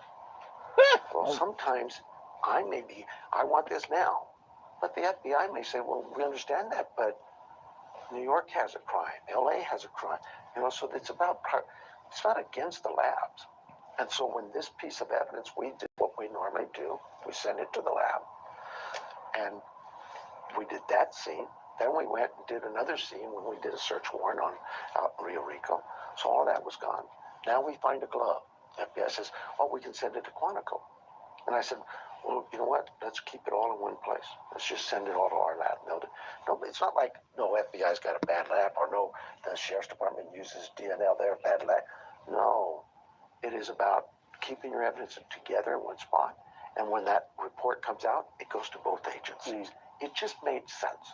In fact, all of this conversation I had with you, when they said, oh, the sheriff blocked evidence, this conversation I had with the FBI lasted probably a minute and a half, and they said, makes sense, Sheriff, and it was done. There's no blocking evidence or just crazy. Let me ask you. Okay, we've seen the photos from the surveillance camera in the front of the man. Do you think there could be a second suspect? You saw what I saw. We know he is a bad dude. He's who we want. Is there somebody else working with him? I don't know that. We'll know it when we find him. The TMZ letters. I've lost count of how many they've received. TMZ, they've been receiving these letters claiming that it's from someone involved. So, yeah, the ransoms type things or those kinds of letters. And I know FBI is investigating that part, right? Correct. But do you think they're legit? Because it seems like every day they're on TV. Again, you want to go to your experts, right? It would be irresponsible for me to give my opinion on something that we've given to the FBI to look into. That's their bailiwick. We'll let them handle that. In the search warrants, we saw the one in Rio Rico, and then we saw the one close to, I think, 2 miles from Nancy's house on Friday night. Does that mean that you all believe the suspect could be close? Because it seems like the action we're seeing so far is right in the Tucson area. So how those develop is this, and you may see it today. It may not be anything today. You may see 5 of them today. But what happens is this. We have 400 investigators out there from all agencies, not just in this valley, the 10 different law enforcement agencies, but some from Phoenix and FBI from across the country. And they're out there shaking down leads. 40-some thousand leads. Every morning they get up, and they're working 24/7. So they start with a little lead. And they're it's interesting that he'll do one-on-one interviews, but why isn't he doing press conferences anymore? You know what I mean?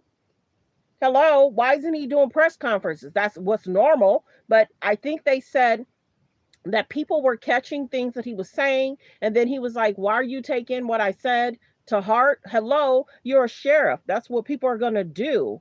So I don't know, but remember how those people were detained? And then they said, okay, you guys, we're going to do a press conference, stand by. And then they said, no, we're just going to make a statement on X or wherever they made their statement. So what's going on with all the press conferences? Why aren't y'all telling us, well, this is why we detained. This is what's going on. This is the lead that they had. They're not even giving updates regarding that. It's just kind of side eye. Sorry. Let's continue. Fair use reaction clip. 180 people in the building. If you hit subscribe, press 1.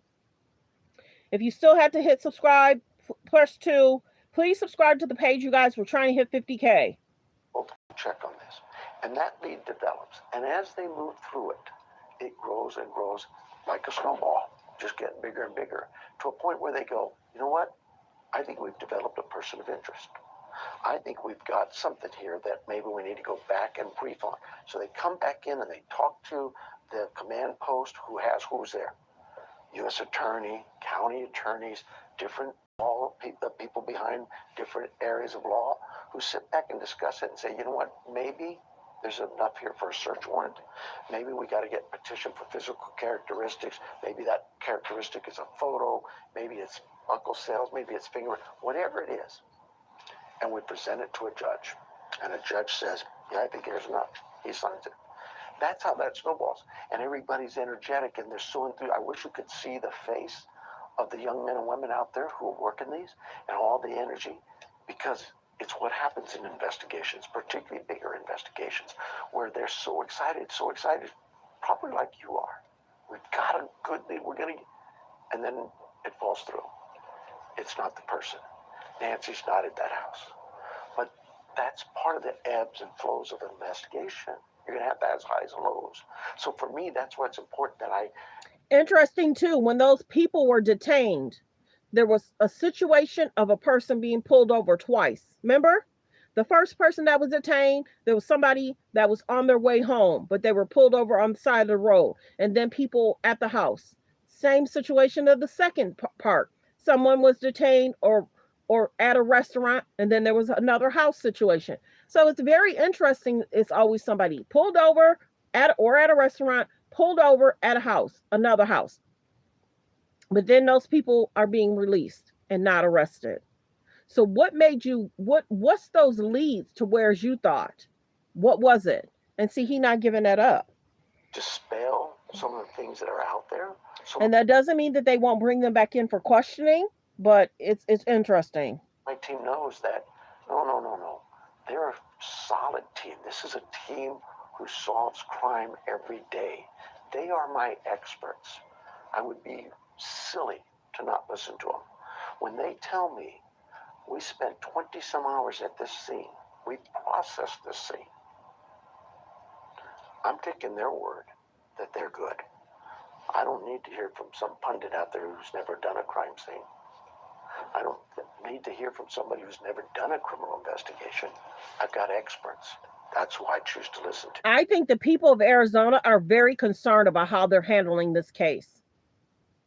I think the residents of that area is very concerned how they're handling this case.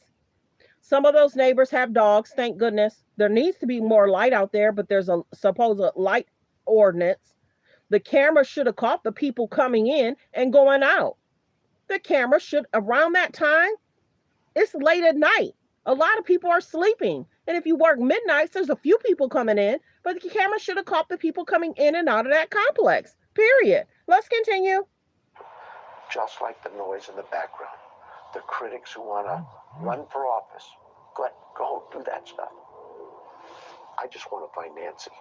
I want my team focused every morning. When they hit that low, that they know that they have someone who believes in them and their work. They're going to do it. I have 100% faith they will solve this case. I hope so. If you're that monster, you should be worried. You should let her go. Just let her go. Are you getting closer? I think we are. But remember how a week and a half ago, Trump said we're getting close? That was a week and a half ago. So was he pertaining to the people that were being detained, then released? We were hopeful when he said, we're getting close. I think we'll find out something soon. Remember he said that? He hasn't said nothing since. Like the video, fair use reaction clip. To have that belief, right? I have to have that faith. Every day, we'll keep it. Listen, paying $14.99 a month for a streaming app. Hold on. Like the video. I think I know which video you're talking about. I've heard several different things about different things. I think I know which video you're talking about regarding that. Like the video, fair use reaction clip. And I was glad that I was able to get. Praying for a safe return. Brian did an interview with the sheriff. The sheriff has a kind of a low tone voice. So I put it up to the thing as close as I could. Now Brian's going to tell us in a second, in like a minute, he's going to tell us what he felt, what he thought. He wanted to get more questions answered. He wanted more answers to different things. But in regards to, they say the sheriff can possibly hold grudges. You know, some of his teammates years ago, 2, 3, 4 years ago, I don't know how many years ago, but some of his team was investigated, and how the FBI handled it, the sheriff wasn't cool with, because he felt he should be told certain things, but then the sheriff wasn't implicated, but some of the sheriff's team members were implicated. So we got to make that clear. Fair use reaction clip. Let's continue. I don't need to hear from some pundit out there who's never done a crime scene. Prayers I for a don't safe need to return. hear from somebody who's never done a criminal investigation. I've got experts. That's who I choose to listen to. Just like the noise in the background. The critics who want to run for office. Go do that stuff. I just want to find Nancy. I want my team focused every morning. When they hit that low, that they know that they have someone who believes in them and their work. They're going to do it.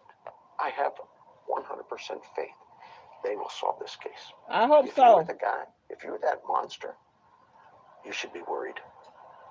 You should let her go. Just let her go. Are you getting closer? I think we are. I think we are. But I have to have that belief, right? I have to have that faith. Every day, we'll keep at it. We ain't quit. Appreciate the sheriff for making the time to talk with me. Again, I know he's done a lot of media interviews, and I was glad that I was able to get one of them today, and that was on News Nation, of course. Hopefully I'll get more opportunities to talk to him in the future, because like I told him, you know, there were some things that he didn't like about some of my reporting, and, you know, I always want to get both sides, so I'm happy to have him respond to what some people are saying about, you know, being critical of his the way he's been handling the case. And, you know, I always like to get both sides, so hopefully I'll get more opportunities to interview him. I want to go back to what I was telling you guys about the DNA and the fact that the FBI says that there were no links in CODIS. What I found particularly interesting about that is that the FBI told us that. I mean, why would they give us a small update like that? Why would they need to tell the public and the media that there were no specific links in CODIS? Right. I went to my friend, retired FBI agent Steve Moore, to talk to him about that and some of the other updates that came today in the case. I'm joined now by Steve Moore, retired FBI agent. It's nice to see you, Steve. It's always good to chat with you. First of all, I wanted to ask you, the sheriff is now saying that they put the DNA from the gloves that were found about 2 miles from Nancy Guthrie's house into the CODIS system finally, and that there was a match, and that all of the DNA they put in so far, apparently there have been no matches. What do you make of that? Does that surprise you? I mean, because it seems like bad news. Well, it doesn't. Excuse me. It doesn't surprise me. It disappoints me a little bit. But CODIS, is kind of a new thing, relatively. I mean, it's not like fingerprints that have been around for over 100 years. So what the problem is that. Every state, like when you get arrested, when a person gets arrested, you've seen it. It's standard. They fingerprint. They send it off. Everybody's got fingerprints in there. You get it for passports. Everybody's got fingerprints on file. Hardly anybody's got DNA on file. And right now, every arrestee in every 50 state, or every one of the 50 states, do not immediately get put in CODIS. And so, there are crimes in all of the 50 states for which you will get your DNA popped in the CODIS database, but only on conviction for some of them. Although Arizona, as soon as you're arrested for a felony, it's my understanding that they will get a DNA swab with your fingerprinting and send it to CODIS. So these would just be people who have been arrested who are in this database? Predominantly. I mean, DNA is not something that they use for any other purpose. Like fingerprints they use to identify you for passports or things like that, or even sometimes just in a document and getting it certified. So DNA is only a criminal database at this point. So You remember, Steve, that yesterday the sheriff put out this statement, vehemently denying that the Guthries had anything to do with, they were cleared. He used the word cleared, the siblings and their spouses. So they put out another statement today where they talked about this CODIS development, but then they also included a section about the Guthrie family, and they said, in criminal investigations, evidence is examined to either build a case or clear individuals.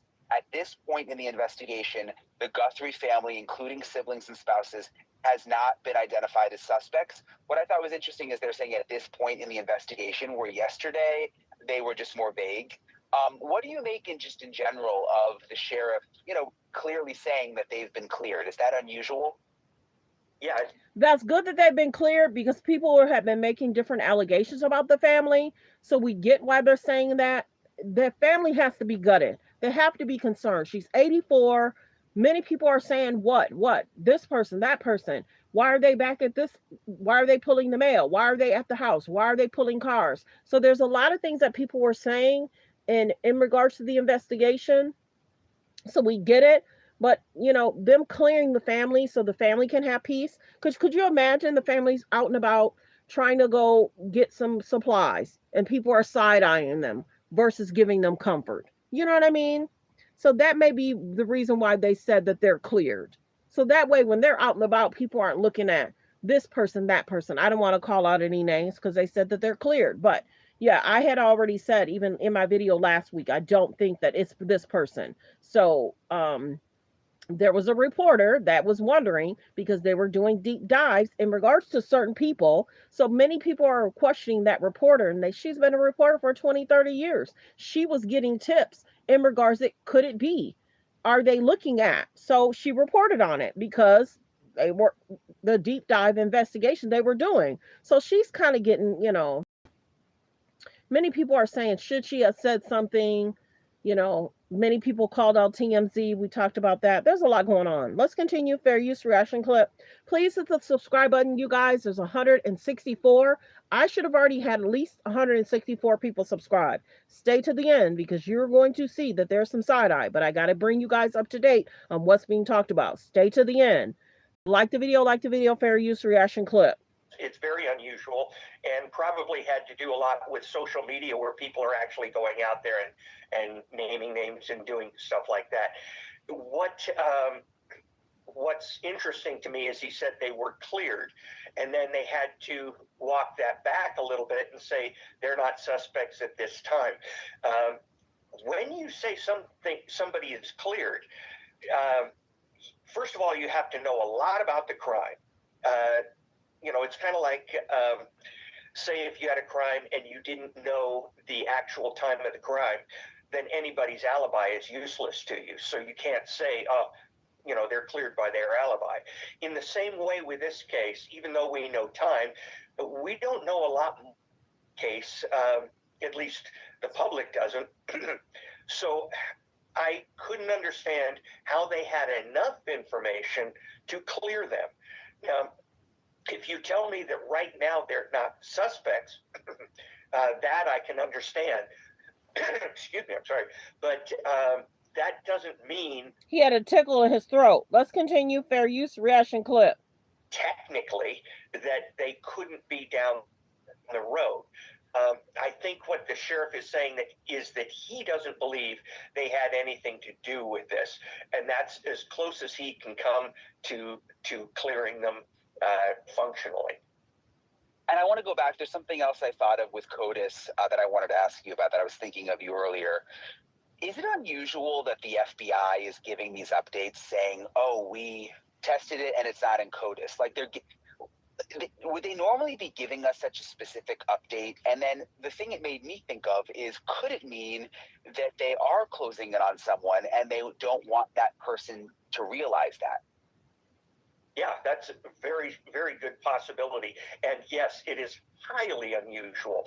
Those are the kind of, that's the kind of information that you, instead of sending to the public, you post up to your supervisor and say, giving him updates on the case daily.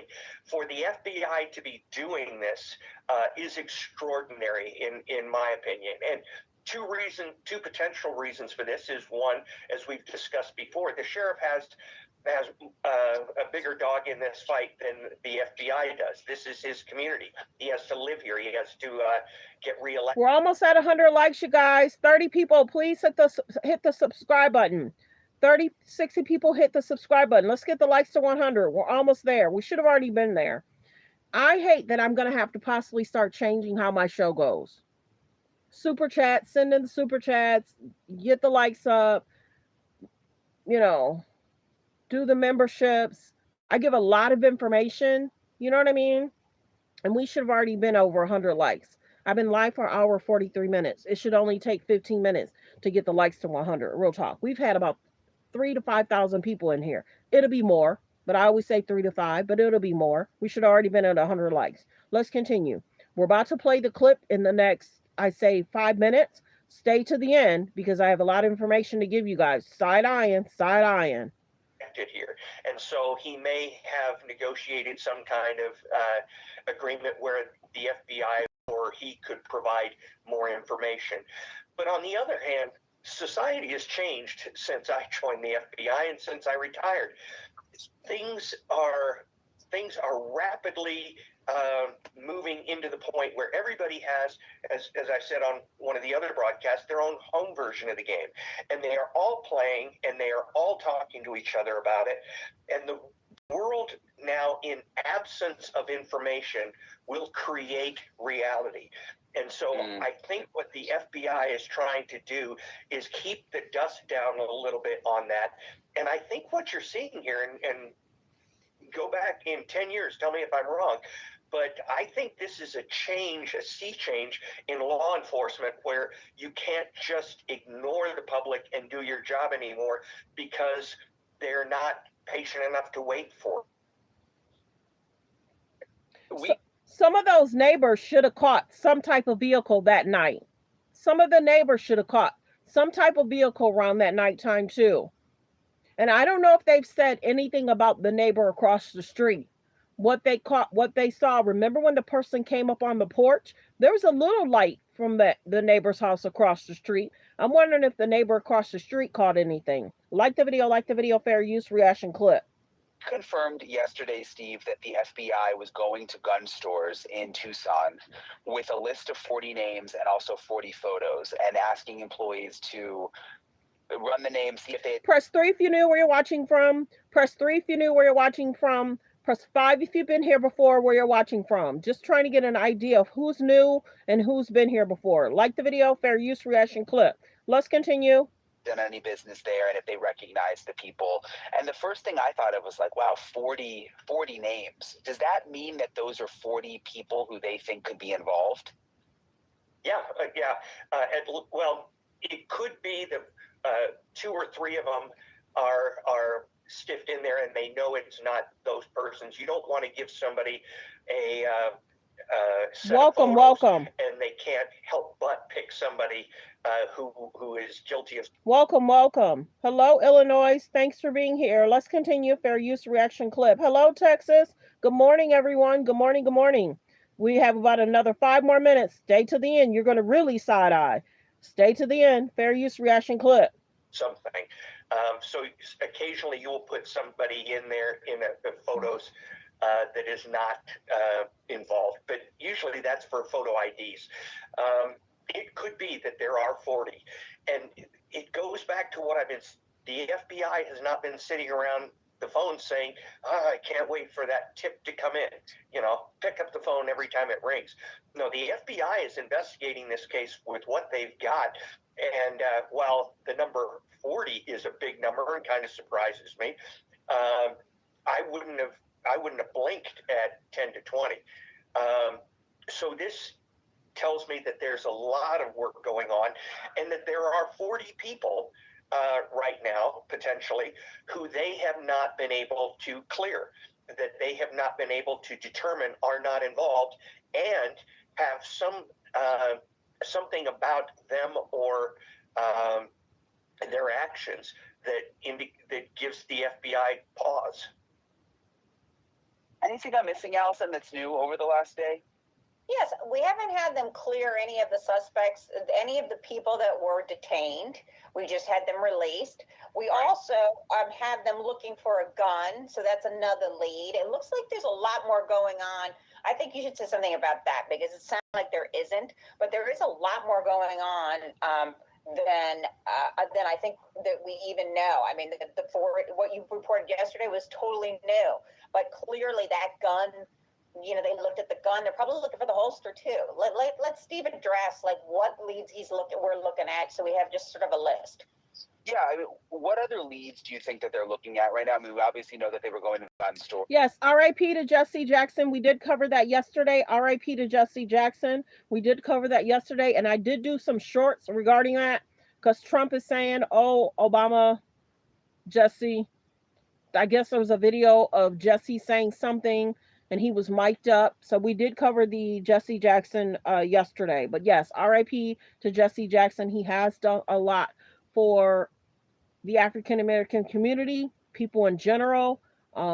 His effort and his work is not unnoticed. Thanks for saying that. I would have said it, but thanks for reminding everyone. RIP to Jesse Jackson. We don't have those same type of leaders that we used to have. You know what I mean? Interesting. I mean, do you think the backpack they're still trying to track down? Would it be the holster? Like, what else comes to mind for you? Yeah, the holster, all the clothes he was wearing, and everything I've seen so far, every piece of clothing that's been identified has been something that's sold at Walmart. So I think right now, you know, they're going to the gun stores with the information that they have on the gun that they believe he was carrying. And at the same time, I'd be surprised if there wasn't 10 agents in Bentonville, Arkansas, with their own little office, going through all the digital sales records of Walmart to find one time where 3 or 4 of these, you know, the backpack, the holster, the coat, were purchased all at once. And once they find that, you know, it's going to move fast. And the sheriff said today clearly that the federal search warrant from Friday night, those people were detained. There were no arrests. They've all been released. But he said the investigation is ongoing. What do you think is happening behind the scenes still in relation to that? They haven't told us why they hit that place, but the fact that they hit it with an evidence response team means to me that it was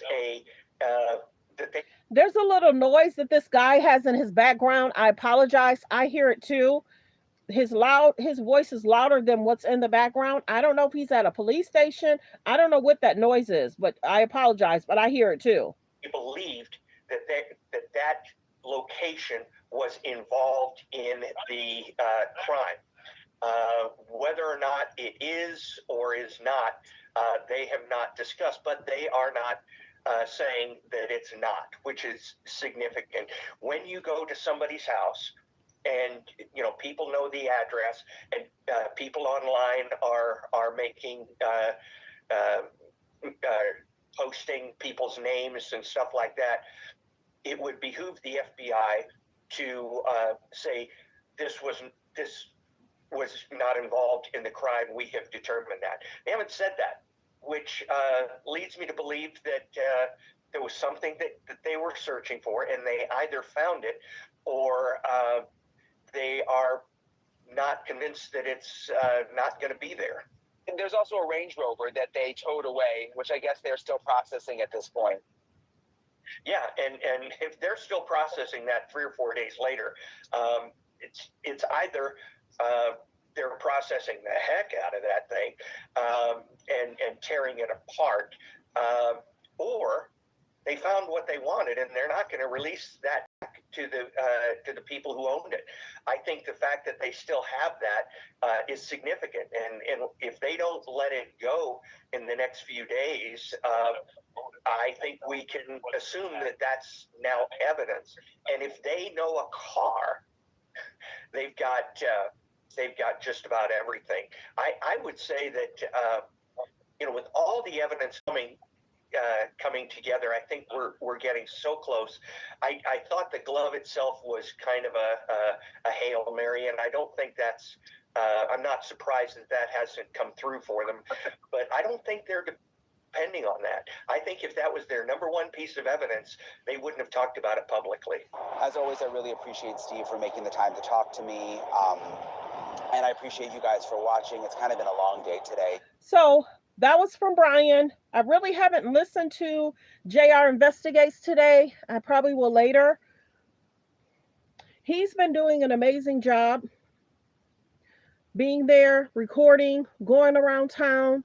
He's been doing an amazing job. Brian's been doing an amazing job.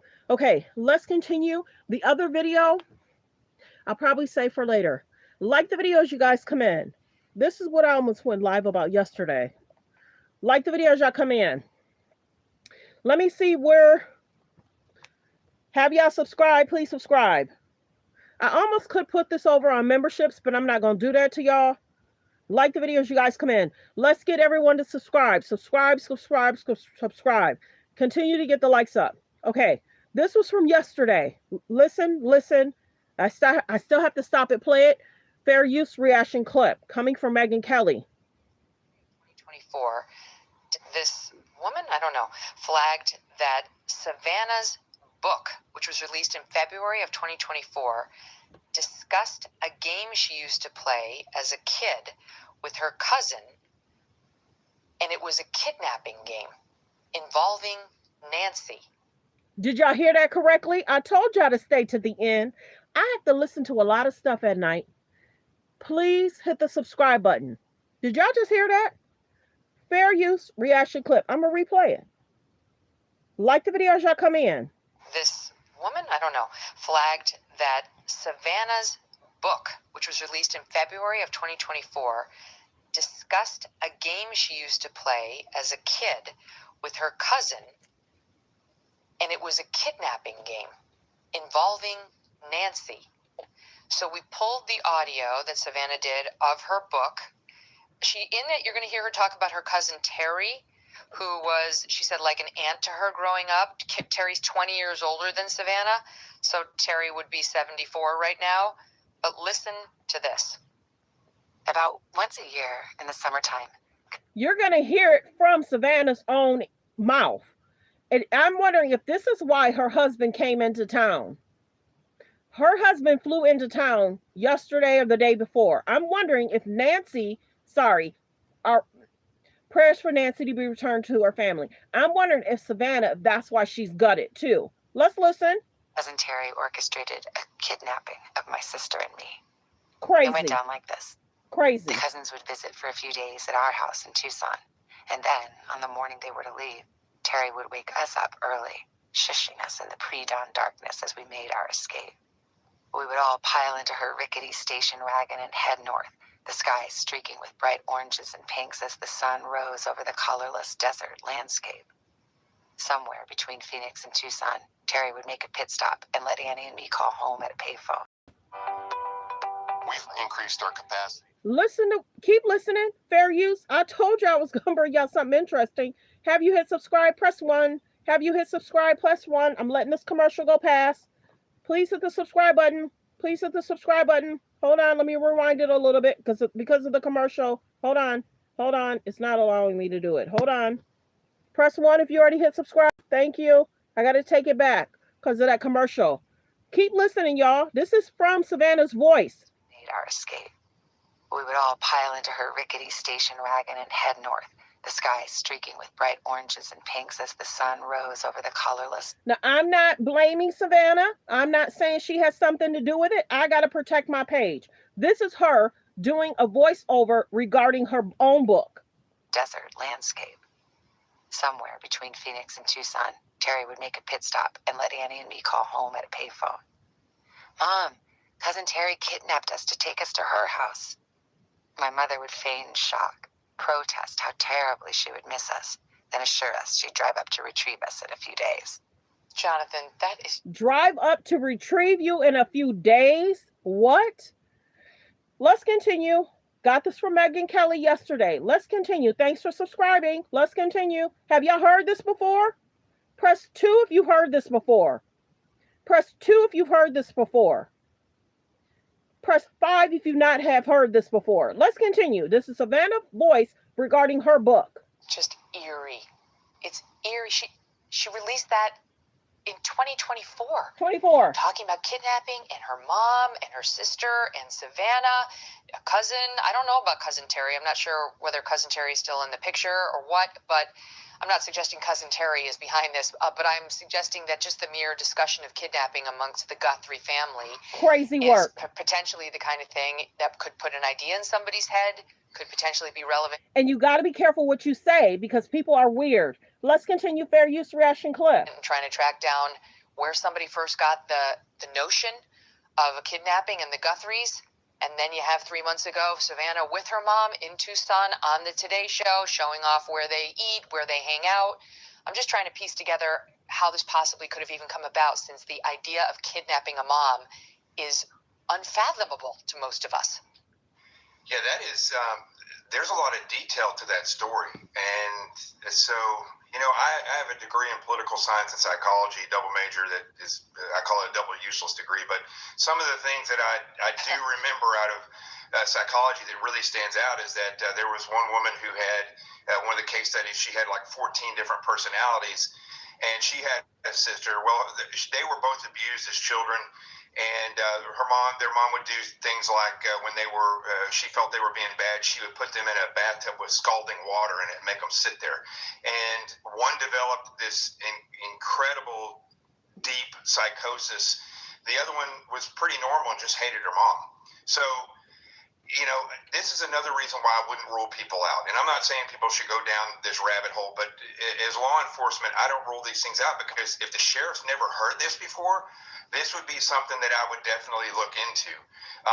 But anybody who's read that book as well, as you both have talked about stalkers, and we heard the other individual from, I think it was a BBC or wherever she was, talking about her stalker, people latch onto things in weird ways. And I know, Megan, Maureen, perhaps you have, because you're on TV a lot, and I know, Megan, you've probably had these, where you get emails from people that's...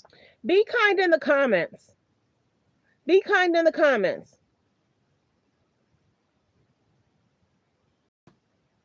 We should be caring. Be kind in the comments. This is what we've been waiting for, because we had to do the update. Be kind in the comments. Thanks for tuning in, everyone else. Be kind in the comments. Say some of the weirdest things, especially if you've been in the FBI. They're like, can you help me out with the FBI? Or people will write and say, hey, can you introduce... I used to host for Sean Hannity on the radio. I was his fill-in host. And people would write me and say, hey, can you get me in touch with Hannity? I got to tell him these things, right? Well, that's not realistic. Sure. And so I think... when we look at, again, the totality of that show that was on there, it showed where Nancy lives. It talked about Savannah. And then there's this book out. This is kind of a striking coincidence, which does happen sometimes, but a striking coincidence I think needs to be looked into. And I would, if I was investigating this, I would be looking at the people who continuously send TMZ these emails about how they've seen Nancy, right? Yes. We're going to get to that because there's another one. Because that is the individual who very well could be responsible.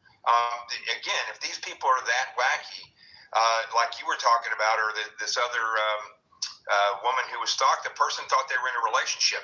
So if a person, they could be thinking two different things at the same time, and still trying to get some kind of glory out of this. So I would really seriously be looking at that. Hadn't even considered that. Yeah.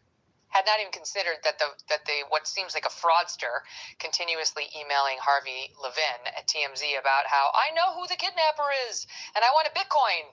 Half now, half later, might actually be the kidnapper looking to insert himself. Allegedly, can't confirm or deny. Let's continue. Are you guys surprised about her book insert and the childhood situation? Are you guys surprised at that? Let's continue. Fair use reaction clip. You're just not coming in. We're side-eyeing something. Let's continue, because give it a moment, because Megan's going to talk, and then she has a lady detective that's going to speak too. So just give it a second. That man just gave his feelings and thoughts, but the ladies are going to speak now. So we're side-eyeing certain things. Let's continue. Fair use reaction clip. Into the discussion, as opposed to the person who wrote the first two $4 million, $6 million demands. Sure. That's an interesting thought. Had not even considered that because the person sounds so farcical. Hold on, put a pin in that because I do want to come back to that. But while we're on the subject of the potential stalker, we showed this a couple weeks ago with all of you, but let's take a look at that Today Show segment that I've now referenced a couple times that happened 3 months before this. You guys came here. So this is Nancy having lunch or dinner with her mom. I don't know if I can side. Okay, I'll generally show. This is Nancy having lunch or dinner with her mom, and they're just generally talking about why she likes the area she's in. So that's the clip we're about to play.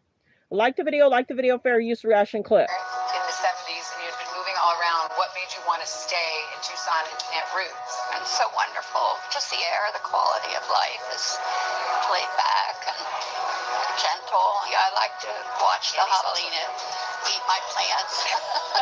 But the best thing about Tucson is coming home. Yes. You guys. Should we raise a glass? Prickly pear margarita. Cheers. Cheers. Love you. Love you. Like the video. There's about 191 in the building. If you already hit subscribe, press 1. If you still need to hit subscribe, press 2. Please hit subscribe, you guys. We're trying to hit 50K. We've had about 3,000 people in here. I should have already been at 50K. We're trying to hit 50K. Let's continue. Fair use reaction clip. Love you. Please subscribe and thank you. It's eerie now. It's sad. Maureen, you're right, by the way. The pictures of Savannah and her mom are like very compelling. They're very compelling. You can see the love radiating off of these two. And I can relate to it. Honestly, it's like Savannah, we've talked about it many times. Her dad died when she was 16. My dad died when I was 15. My dad died when I was... sudden heart attacks. Yeah. Yeah, like there's something, I don't know. Your mom becomes your mom and your dad. Your mom, when your dad dies young, your mom becomes both parents. And my mom wasn't the tough guy when we were kids, but she had to become one because she had 6 teenagers when our dad died. Wow. Well, it's no accident you became an FBI agent. It's definitely no accident you became an FBI agent. It's not, and it's no accident. Savannah and I both went to law school, and then we both became reporters. And I don't know, I would suggest for the record, maybe we both had something to prove of our own.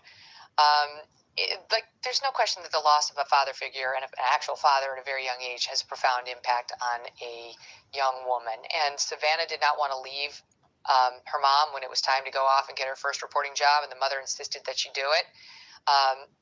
I understand that too. It was like I had it more when I went to college. I felt so bad because I was the third kid, and I did not want to leave my mom alone at all. You know, I knew she'd be alone, and I did. My mom said, "You're going. Like, get out. This is it. You know, I insist." And I went, and so it's incredibly sad, and it's incredibly awful to think that something as sweet as a segment with her mom could possibly have played a role in the mom's targeting, or like a fun childhood story about like a silly game. But that silly game involved the word kidnapping, and even a fake kidnapping within the family where they took her.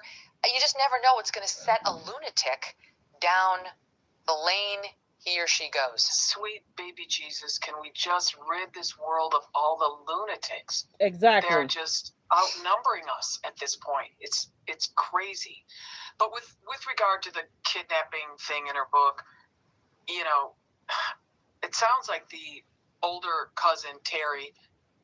This is the young lady that's on Megyn Kelly. I like when she speaks. Very knowledgeable. She's really good when she goes on Megyn Kelly. You know, she listened to what's being said. She thinks about it. But yeah, Megyn Kelly's been bringing it. Let's continue. Fair use reaction clip. Was just coming up with some like secret plan to get the kids up early in the morning to get them out of the house to beat the traffic, and she just had a good imagination. How someone else takes that is a totally different matter. Facts. You know, my dad, if he were late coming home as a joke, he would call. Wait, listen to what she had to say, what her daddy said to her mama. Listen to what her daddy said to the mama. Oh, my mom, and you know, she'd be all upset, and he would just say to her, "Hey Mary, don't pay the ransom, I've escaped." And we would all crack up, and she'd say, "That son of a gun," you know. But so there are people that can find a little dark humor in things, and my whole family's first responders, so we all have that kind of dark humor. Mm-hmm. So I'm not blaming. We're Irish, so we have it. It's so true of the Irish. We can't.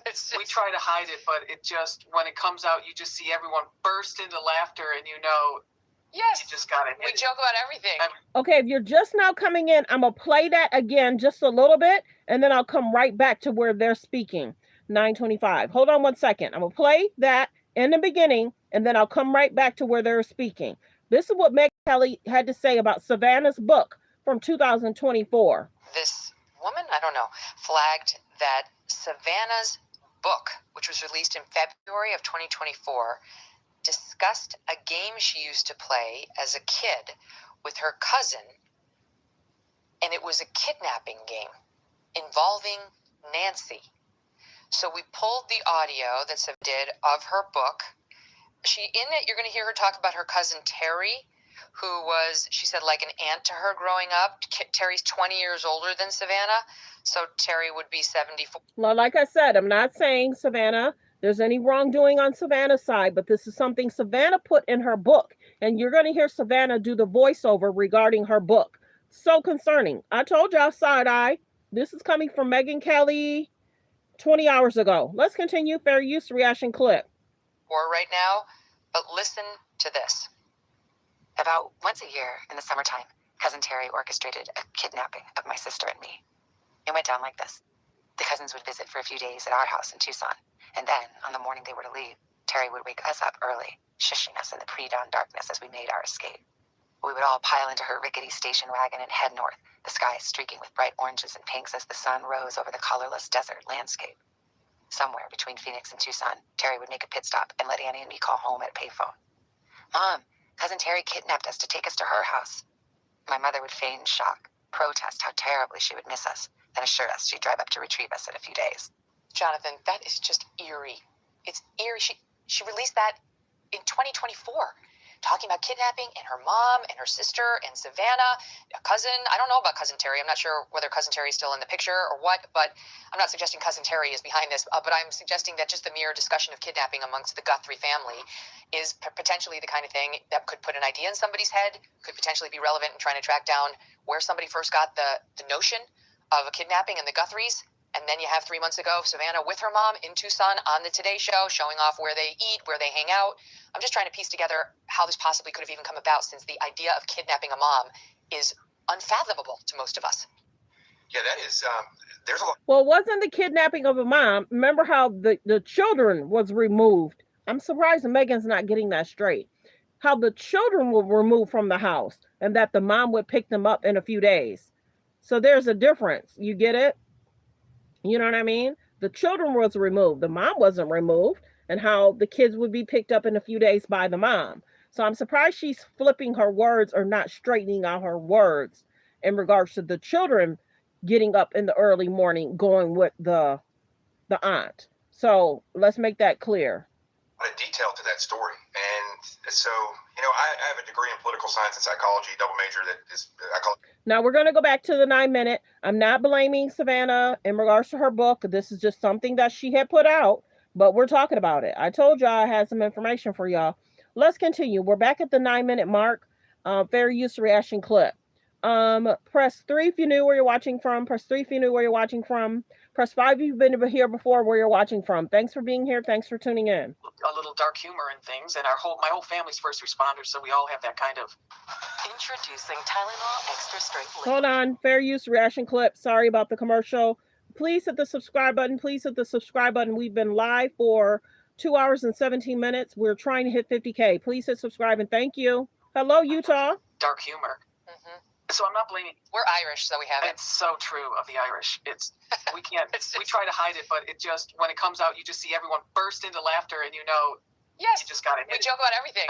Inappropriate and appropriate. Especially and it's a great way to go through life. Honestly, it's like that's why you don't get too stressed out, and hopefully you live a long life because you're not running around with high cortisol all the time. You laugh it away. It's a very effective tool. If we got rid of all the bad people, like Maureen's saying, social media would be reduced to about 10% of the people that go on there every day.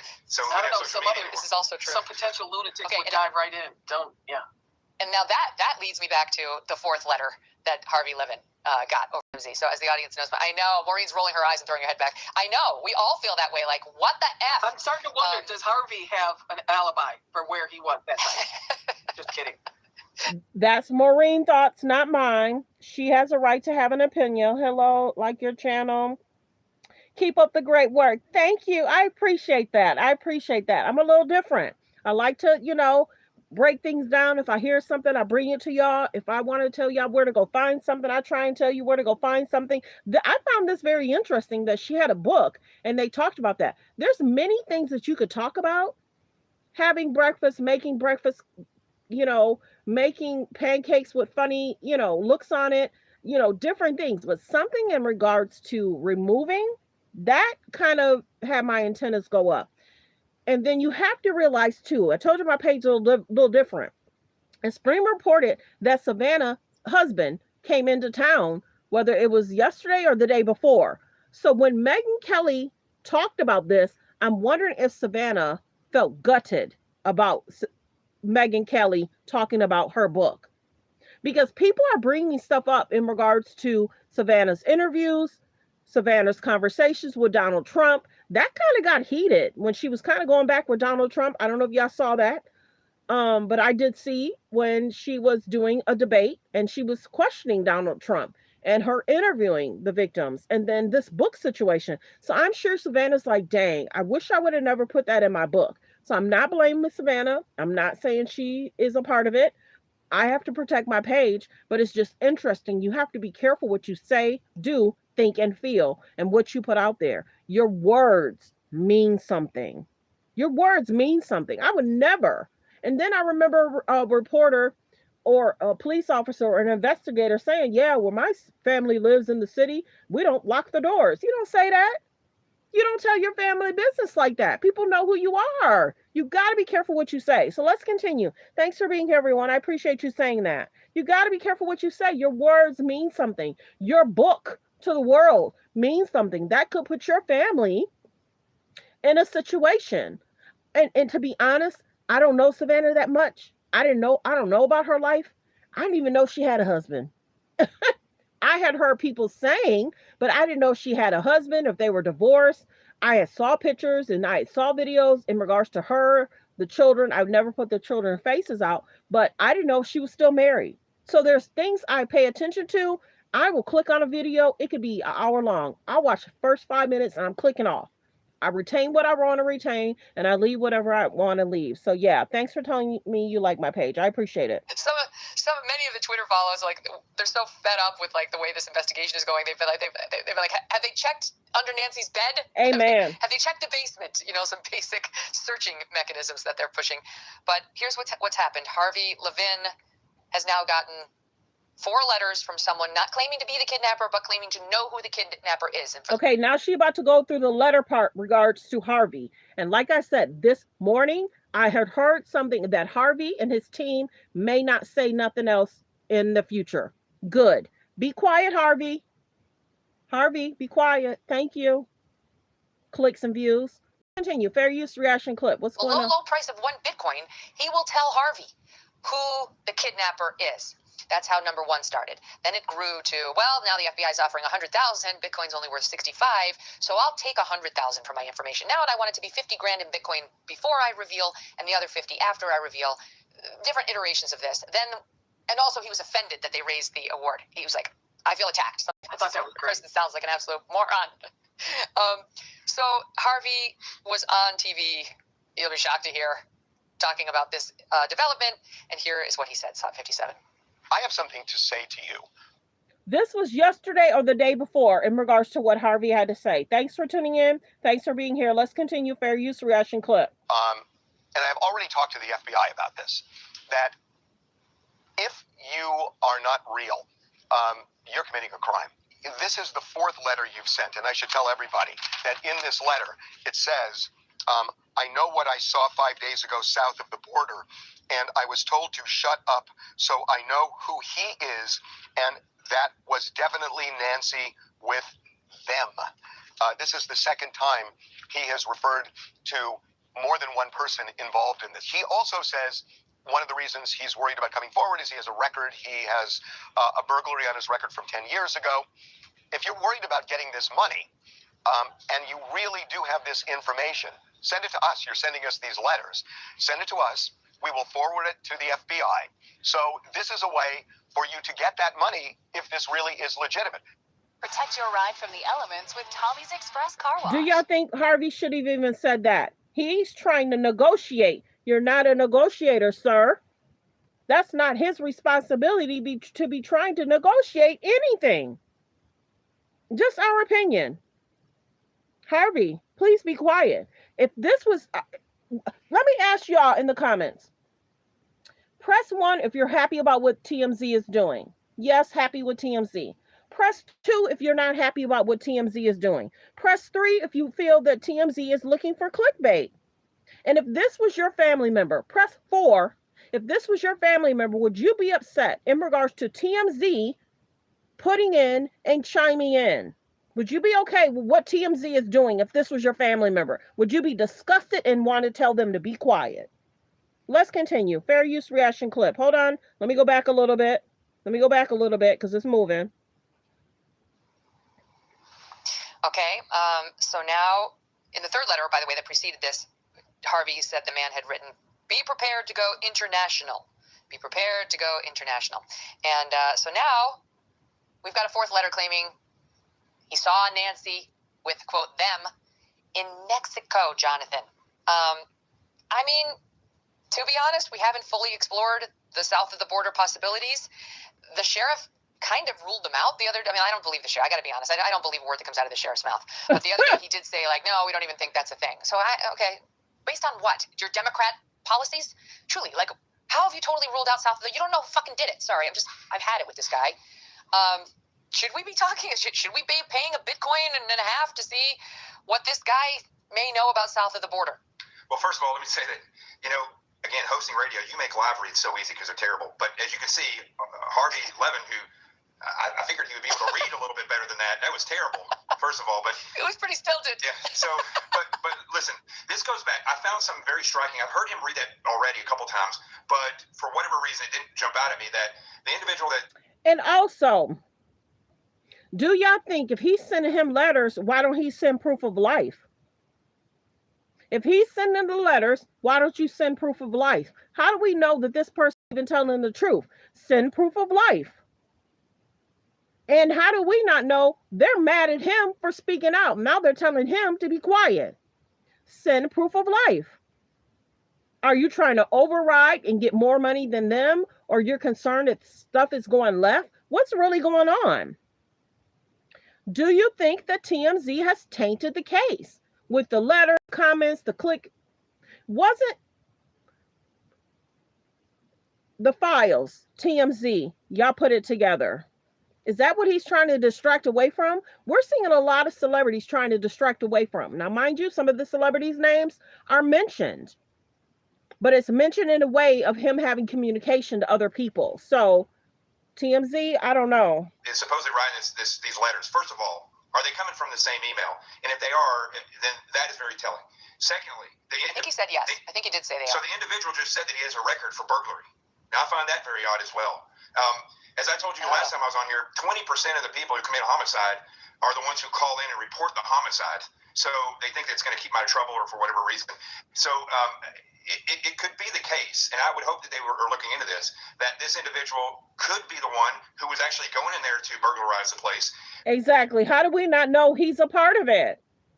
Send proof of life. Real talk. Didn't even think about TMZ or anything. And then these other potentially fraud ransom letters came in and were read by TMZ. And so this individual reached out because he wants to get some money for something. Perhaps it was a robbery combat. But the reality is, again, when we're looking at the totality of all these things, this is how you go down as an investigator. You have to look down these rabbit holes. International disputes, inflation, rising national debt. Okay, if you're just not coming in, we talked about what Megyn Kelly had to say about Savannah. We're going to play it real quick. If you're just not coming in, I had told y'all I had something to share you and to stay to the end. Like the video as y'all come in. Her cousin, and it was a kidnapping game. Hold on. Involving this woman? I don't know. If you've heard this in regards to what Megyn Kelly put out, press 1. If this is your first time hearing what Megyn Kelly had to say about the kidnapping game that Savannah and her family, how the aunt was involved in picking up Savannah and the sister in the middle of the morning, be careful listening, because Megyn Kelly should have had to say it has something to do with the children being removed, not the mother being removed. But listen, and I'll play it again. That Savannah's book, which was released in February of 2024, discussed a game she used to play as a kid with her cousin, and it was a kidnapping game involving Nancy. So we pulled the audio that Savannah did of her book. But it's actually involving Savannah and the sister with the cousin or aunt, whatever. Listen. In it, you're going to hear her talk about her cousin Terry. Terry. She said, like an aunt to her growing up. Terry's 20 years older than Savannah, so Terry would be 74 right now. But listen to this. About once a year in the summertime, Cousin Terry orchestrated. This is Savannah's voice for the voiceover regarding her book. A kidnapping of my sister and me. It went down like this. The cousins would visit for a few days at our house in Tucson, and then, on the morning they were to leave, Terry would wake us up early, shushing us in the pre-dawn darkness as we made our escape. We would all pile into her rickety station wagon and head north, the sky streaking with bright oranges and pinks as the sun rose over the colorless desert landscape. Somewhere between Phoenix and Tucson, Terry would make a pit stop and let Annie and me call home at a payphone. Mom, Cousin Terry kidnapped us to take us to her house. My mother would feign shock, protest how terribly she would miss us, then assured us she'd drive up to retrieve us in a few days. Jonathan, that is just eerie. It's eerie. She released that in 2024, talking about kidnapping and her mom and her sister, Savannah, a cousin. I don't know about Cousin Terry. I'm not sure whether Cousin Terry is still in the picture or what, but I'm not suggesting Cousin Terry is behind this, but I'm suggesting that just the mere discussion of kidnapping amongst the Guthrie family is potentially the kind of thing that could put an idea in somebody's head, could potentially be relevant in trying to track down where somebody first got the notion of a kidnapping in the Guthries. And then you have 3 months ago, Savannah with her mom in Tucson on the Today Show, showing off where they eat and hang out. I'm just trying to piece together how this possibly could have even come about, since the idea of kidnapping a mom is unfathomable to most of us. It is. Okay, you guys, I've been live for 2 hours and 30 minutes. There's 185 in the building. Please hit subscribe. It's free to subscribe. Please hit subscribe. If you'd like to send a super chat, even if 185, everyone sends $2, that'll be great. That'll make my day. $2, $1, please send in super chats. Thank you. We had an interesting show. I hope I was able to give you guys some good information. We talked Trump, briefly talked RIP to Jesse Jackson. We talked Savannah. We talked Jaden. We talked Vivica Fox and Shamar Moore looking to go back into soap operas. We talked about a few different things. Thanks for being here, everyone. We haven't found any information yet. It's almost like every time there's information brought to the community in the news, then it's like back to square one. It's almost like we're back to square one. The sheriff's not doing a lot of press conferences. He's doing a lot of personal interviews, one-on-one, so that way he can kind of think, because it seems like the press is saying, well, why aren't you doing this? And why are you doing this? And, maybe he just can't handle the press conferences, because remember, the last time someone was detained, they had said that they were going to do a press conference, and then it changed and they added something on X or Instagram. I think it was on X. But yeah, it's interesting. He's not doing a lot of press conferences. It's like, why? Why aren't you updating? Why aren't you see? And Savannah at least is saying, any friends, if you hear anything, if you see anything, it's her saying that. The sheriff should have said that. We're getting close. If you see something, hear something, people in your neighborhood is acting strange, continue to update. Here's the information. There is a billboard in Savannah, in Nancy's area. There's a huge billboard for people to call to give tips. A lot of the gloves that some of the investigators possibly were using, some of those gloves have ended up around town, so we're still trying to find a general lead. Remember, a week and a half ago, the man in office said that we're getting close. Well, are we? Are we? We should know more. We have so much technology. It's just something, I don't know, kind of general delays. Releasing the home back to the family, that tape should have stayed up. Nobody should have been able to enter the home. Pizza deliveries, Amazon deliveries, one of the neighbors trying to walk up to the sheriff to talk to the sheriff. There should be orange cones by her yard. You should not be able to pull up to that property. And if there are orange cones, the sheriff has to remove the orange cones for you to pull up to the property. There should be tape still everywhere. It's just not making sense. It's not making sense. Pool guys cleaning the pool. There was a guy there yesterday. I don't know what he was doing. I don't know if he was working on, I don't know. There was a guy in a truck pulling up to the house. He had approval because he was talking to the sheriff. But yeah, it's just interesting. We should know more.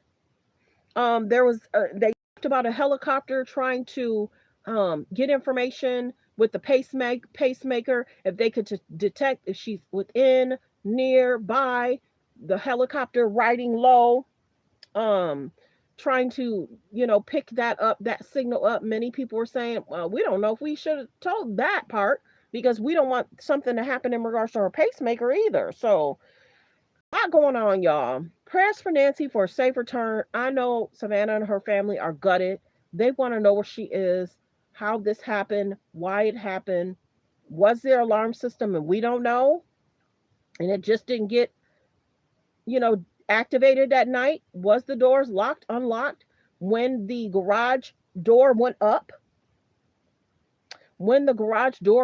did they try to hide, you know, in the garage until they felt that she was asleep? We don't know. You know what I mean? So, I don't know. I don't know. Prayers for Nancy, safe return home back to her family. I've said it. I'm going to continue to say it. No family should have to deal with this. There's a lot going on in the news. There was a situation at a skate rink. You know, I know y'all heard about that. I have to watch what I say. Um, and the Michael Jordan situation, let's talk about that generally. It's being reported, because we did talk about that this week. Michael Jordan, it's being reported that Michael was trying to get the ice out the kid's shirt. We did see that the kid's shirt was wet, but the mom and dad should be trying to take the ice out the kid's shirt, period.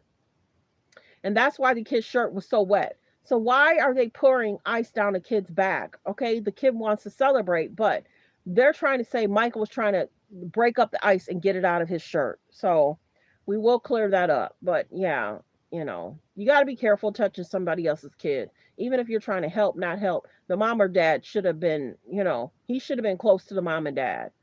You got to be careful celebrating around kids because kids could easily get hurt. But they're trying to say Michael Jordan was trying to get the ice out the kid's back. We don't know. How did he even know that there was ice? Did he say, Uncle Mike, help me get this ice out? And he was like, hold on 1 second, I'll get it. And maybe Mike was talking to a reporter and then he turned around and was trying to help the kid. I don't know. We don't know. But that looked interesting. But you as parents, you got to keep an eye. Mom, dad, you got to keep your son around. If there was a situation, the son should have said to the dad, ice, ice, and the dad should have got it out, or the mom, whatever. But yeah,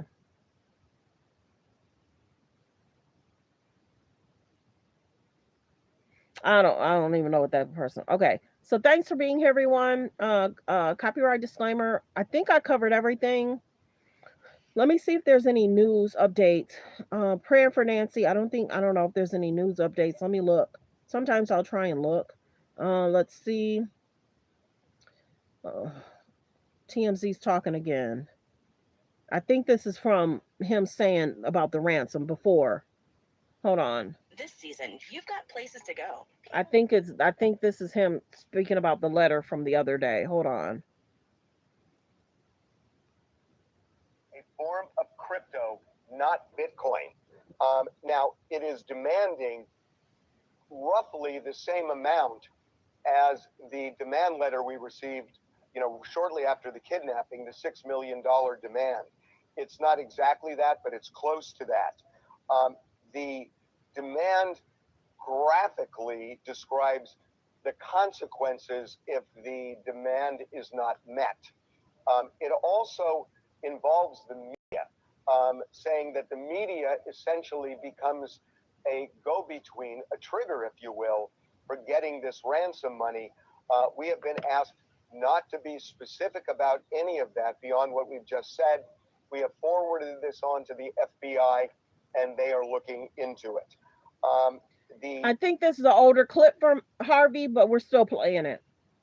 Email that we received today does not have the same crypto account as the crypto account in that first ransom letter that we received. A couple of other things. Interesting.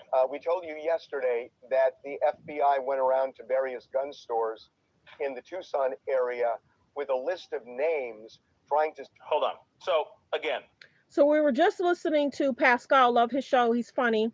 So that was TMZ. That was probably that was probably Harvey sometime this week, talking about, them going to different places to show pictures of these alleged whatever, and they're saying that it's 40 pictures. The local police said five people that you're trying to show pictures is enough. 40 people, but at least they're trying. That's all we can say. So yeah, that's Harvey from this week. But do y'all feel that Harvey should stay out of it? Press 1. Do you feel that Harvey's doing a great job? Press 2. Do you feel that Harvey and his team is doing a great job? Press 1. If you feel that Harvey and his team should stay out of it, press 2. Yeah. Okay, you guys, I have some things I have to take care of. Please, if you press subscribe, thank you. If you press subscribe, thank you. We are definitely trying to hit 50K. I'm hoping the goals have been met for today. I have a lot of newer people in here. We've gotten gifted, but we didn't get not one super chat. Super chats are important. I'm cool with $1, $2. I'm not, it doesn't have to be 10, but there's a lot of information I retain. Sometimes it can get exhausting, but I do what I can to bring you guys information. We covered Trump today. We talked about Nancy. We talked about Savannah. We talked about the book. Yeah, I appreciate it. I appreciate it. Thank you. So I try to do what I can in regards to giving you guys information. There's pages that's doing extremely well, making 150K, 30K. That's not over here, but I try and give y'all what I can. But my page is a little different. I ask the question that many people are probably thinking, like I'm thinking. So that's why I try to go live. But yeah, might have to, and well over. We should have well over. We've had probably 5,000 people in here, and we only got 141 likes. We should have had 300 likes. So I may have to change things. Last week videos are under memberships. Had to put it under memberships because I gave y'all a lot of good information, and I have to be cautious. So put those under memberships yesterday. Last week had to. We released a lot of information that Tuesday, Wednesday show. I don't know if it was, I think even Thursday, I put that under memberships too, because I don't want somebody saying, oh, well, heck, thank you. I'm not going to look all that up. Let's let her tell it. You know what I'm saying? So yeah, that was a lot last week, but, I appreciate you guys. Thank you for saying great job, doctor. Appreciate you. Yeah, and I'm surprised the man in the office hasn't had any more comments in regards to anything. I don't know if we even had heard from Cash Patel. Cash Patel is something else. Cash Patel should be more deep into these files. Cash Patel should be more deep into Turning Point. Cash Patel should be really deep into this Nancy situation. Cash Patel, are you over there? What's going on? And didn't somebody walk away from his position assisting Cash Patel and he went back on his page doing media? I think so. Yeah, he probably didn't want to go down, with the ship sinking from over there. But yeah, the FBI should be doing a lot more than, Cash Patel should be making more comments. The man in the office should be making more comments. We want to hear from them. I don't know if Cash Patel was there week 1 or 2. I'm trying to remember in regards to his statement, but yeah, it's very interesting. Yeah, man, there's a lot going on. There's a lot going on, you guys. So, copyright disclaimer under Section 107 of the Copyright Act of 1976, allowance is made for fair use for purposes such as criticism, comments, news reporting, teaching, scholarships and research. Fair use is use permitted by a copyright statute that might otherwise be infringing. All comments are alleged, in our opinion, and for entertainment purposes only. There's about 144 in the building. Please hit subscribe and thank you. Please hit subscribe and thank you. Please subscribe. We're trying to hit 50K, you guys. I should have already hit it, but I get it. I go fast, and that might be, my problem. I maybe should, seek certain goals. Yeah, you have the right to remain silent. They do. So when these people are being detained, they may not be giving up any information. Maybe they're getting tips and they're saying, I don't know what you're talking about. I have a right to remain silent. I'm not helping you with this case. Everybody, please give me a penny. Nobody's saying no penny. What are you talking about? I don't see if I've been live for a long time, I don't like weird comments. I just don't like it. I don't like weird comments. I don't like it. But yeah. But thanks for being here, everyone. I appreciate you guys. For the replay game, continue to hit subscribe, send in super chats. May have to change how I do things. And some of these shows are monotone. Well, yeah, we're going to go over what happened today in regards to Trump. Delay.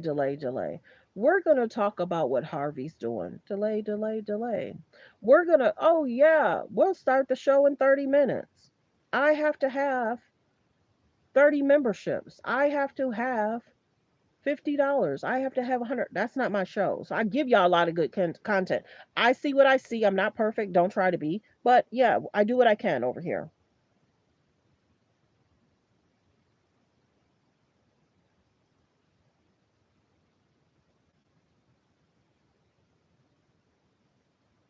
No, I'm not slow. I'm not saying I talk slow.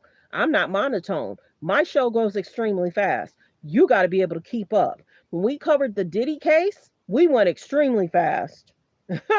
We was bringing up this content, that content. At times, I was getting 1,500 people subscribing in one day. I was getting 2,000 people subscribing in one day. The show was going extremely fast. I should have been saying, this is going to be membership. So yeah, there's some monotone, but that might be their character. So we go extremely fast over here, and that's just how it is.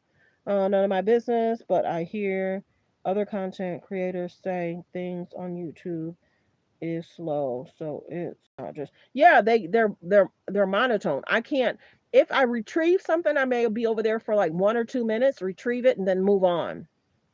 I like to hear from Law Pages, Megan Kelly, Brian and um, Brian Cohen, Law Crimes. I like stuff like that that gives me the information so I can give y'all the information so we can retain what's being said or done. It's nice that they've cleared the family. I guess people were making stuff. And like I said, we're cautious over here, even in regards to the Epstein stuff. Many celebrities have been named. Many celebrities, there's concerns. Go look at what they're saying about the. I'll be cautious. Whoopi Goldberg cleared her name yesterday. I'm cautious about that because I feel bad for those girls. Those girls. Whoopi Goldberg cleared her name yesterday. I don't really want to play that clip, but she was like, there was something. And go over to The View, Whoopi, or go on to Neighborhood Talk. They have the clip. The Neighborhood Talk is talking about Whoopi, and she's trying to clear her name, saying, I wasn't his girlfriend and I didn't have nothing to do with. So some of these celebrities' names were mentioned and general mention, like he was trying to get Beyonce tickets, you know, or he was trying to go to maybe a location she was at to watch one of her concerts. So some of these celebrities' names might be mentioned, but it doesn't give a lot that they might have flown over there or been at a party, whatever. So whenever we talk about the celebrities, there's people, I got to look up his video. There was a person that said he was going to do a bigger breakdown of the Epstein file. But yeah, there are people that are not going to lay low in regards to trying to retrieve more information about the Epstein files. We did cover the Epstein files stuff in the beginning. So if you want to hear more about Trump, Epstein files, that was probably the first hour. And then we moved on to different hot topics, trending topics. So I appreciate everyone for being here. And I may just need to change things just because I don't want people just, yeah.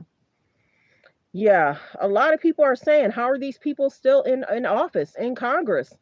You know, like I said before, when Epstein went to jail, many people should have went to jail along with him. When he went to jail, all these files should have been released then. It shouldn't have just been Epstein and Maxwell. Then they're asking and wondering if Maxwell, she looks different from 2, 3 years ago. She looks different. Even I think she looks different. The nose look a little different. It might be from aging. I don't know, but she looks different. And then they're stating that the voice looks different. The voice sounds different. So I'm tired. You could tell. The voice sounds different. The nose is different. The voice sounds different. The hair looks different. When we saw Maxwell, and then remember, she was moved to a different prison, and something doesn't seem right. Something doesn't seem right. Are y'all surprised? I'm not. And then why all of a sudden are we seeing pictures of something that looks like him now that the files are released? Why are we seeing pictures of something? And that could be AI generated. Because if they would have put that out 5, 6 years ago, we didn't really have a lot of things where you can make it. Now we have the AI generated. Anybody can look like anything now. But why are pictures coming out of somebody that could possibly look like? You know what I mean? Hi you, how are you? Okay, everyone, appreciate you. There's a 206 in the building. Please hit subscribe. You guys are still coming in. We're towards the end. We're towards the end. Rewind 20 minutes. Savannah's talking about her book. 20 minutes. Savannah's talking about her book. We talked Trump. We talked about a bunch of different stuff. So thanks for being here, you guys. Yeah, I'm wondering. That don't look like the same person. That side eyes me too. Why isn't, the office, the man looking at that? Why isn't he saying, yeah, I'm concerned? Is that the same person? Why isn't he saying something? That concerns me. That does not look like the same person. And I think they did like an eye to eye. The nose looks a little different. Yes, a person can age, but a person don't age after a year. That looked like her a year ago. That looked like her talking to them and trying to give information, and that looked like her a year ago. Now, I don't know what's going on. I don't know what's going on. Yeah, so I appreciate y'all. Be safe, be kind, be respectful, be around people that love you, appreciate you. Real talk. All right, you guys, I appreciate you. Have a great day. Have a great day. Most likely I'll be live again tomorrow. And I don't know what time, so I don't want to give a time. God bless you as well. I appreciate that.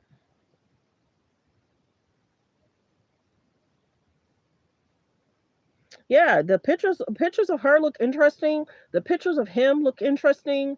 Him being with the two bodyguards, it look interesting. The pictures of Maxwell, that person looks like a total different person. That person looks older than Maxwell. You know what I mean? Yeah, I don't know. And certain things I see it on Instagram. I'll tell you guys where to go find stuff. Sometimes I'll do things in shorts at night so you guys can see the foolery. But sometimes I'll be like, I'm not even gonna post about that. But there was a girl that did a video, and I like her, and she'll say, make your comments down below. I like when she does videos. So I did see that she talked about it. And sometimes I'll post her short because it's like some of the YouTubers, content creators, they'll think things I'm thinking, and that's when I'll post shorts, but I only do so many shorts at night. But it's different than what I do in my lives sometimes. But yeah, I appreciate you guys. Have a great day. There's 98 people. Please hit subscribe. Please hit subscribe. It's free to hit subscribe. It's free to hit the like button. So I hope when I exit here, I will see the proper number of people that subscribe. I dropped a good dime on y'all today. I dropped a good one on y'all today. And there were some of y'all that said y'all ain't know nothing about Savannah's book. So, yeah, YouTubers, podcasters, we have to retain a lot of information. So we generally know. And I'm not perfect. I don't act like I know everything. I don't need to. I don't have to be first. I can't. I bring what I can bring, and I hope y'all appreciate it. And I hope I can see the numbers. So if I have to change the way I do things, I'm sorry. but I have to make sure I get the likes up. It keeps me in the algorithm. It lets people know we're live. So I appreciate y'all. Have a great day. Goodbye.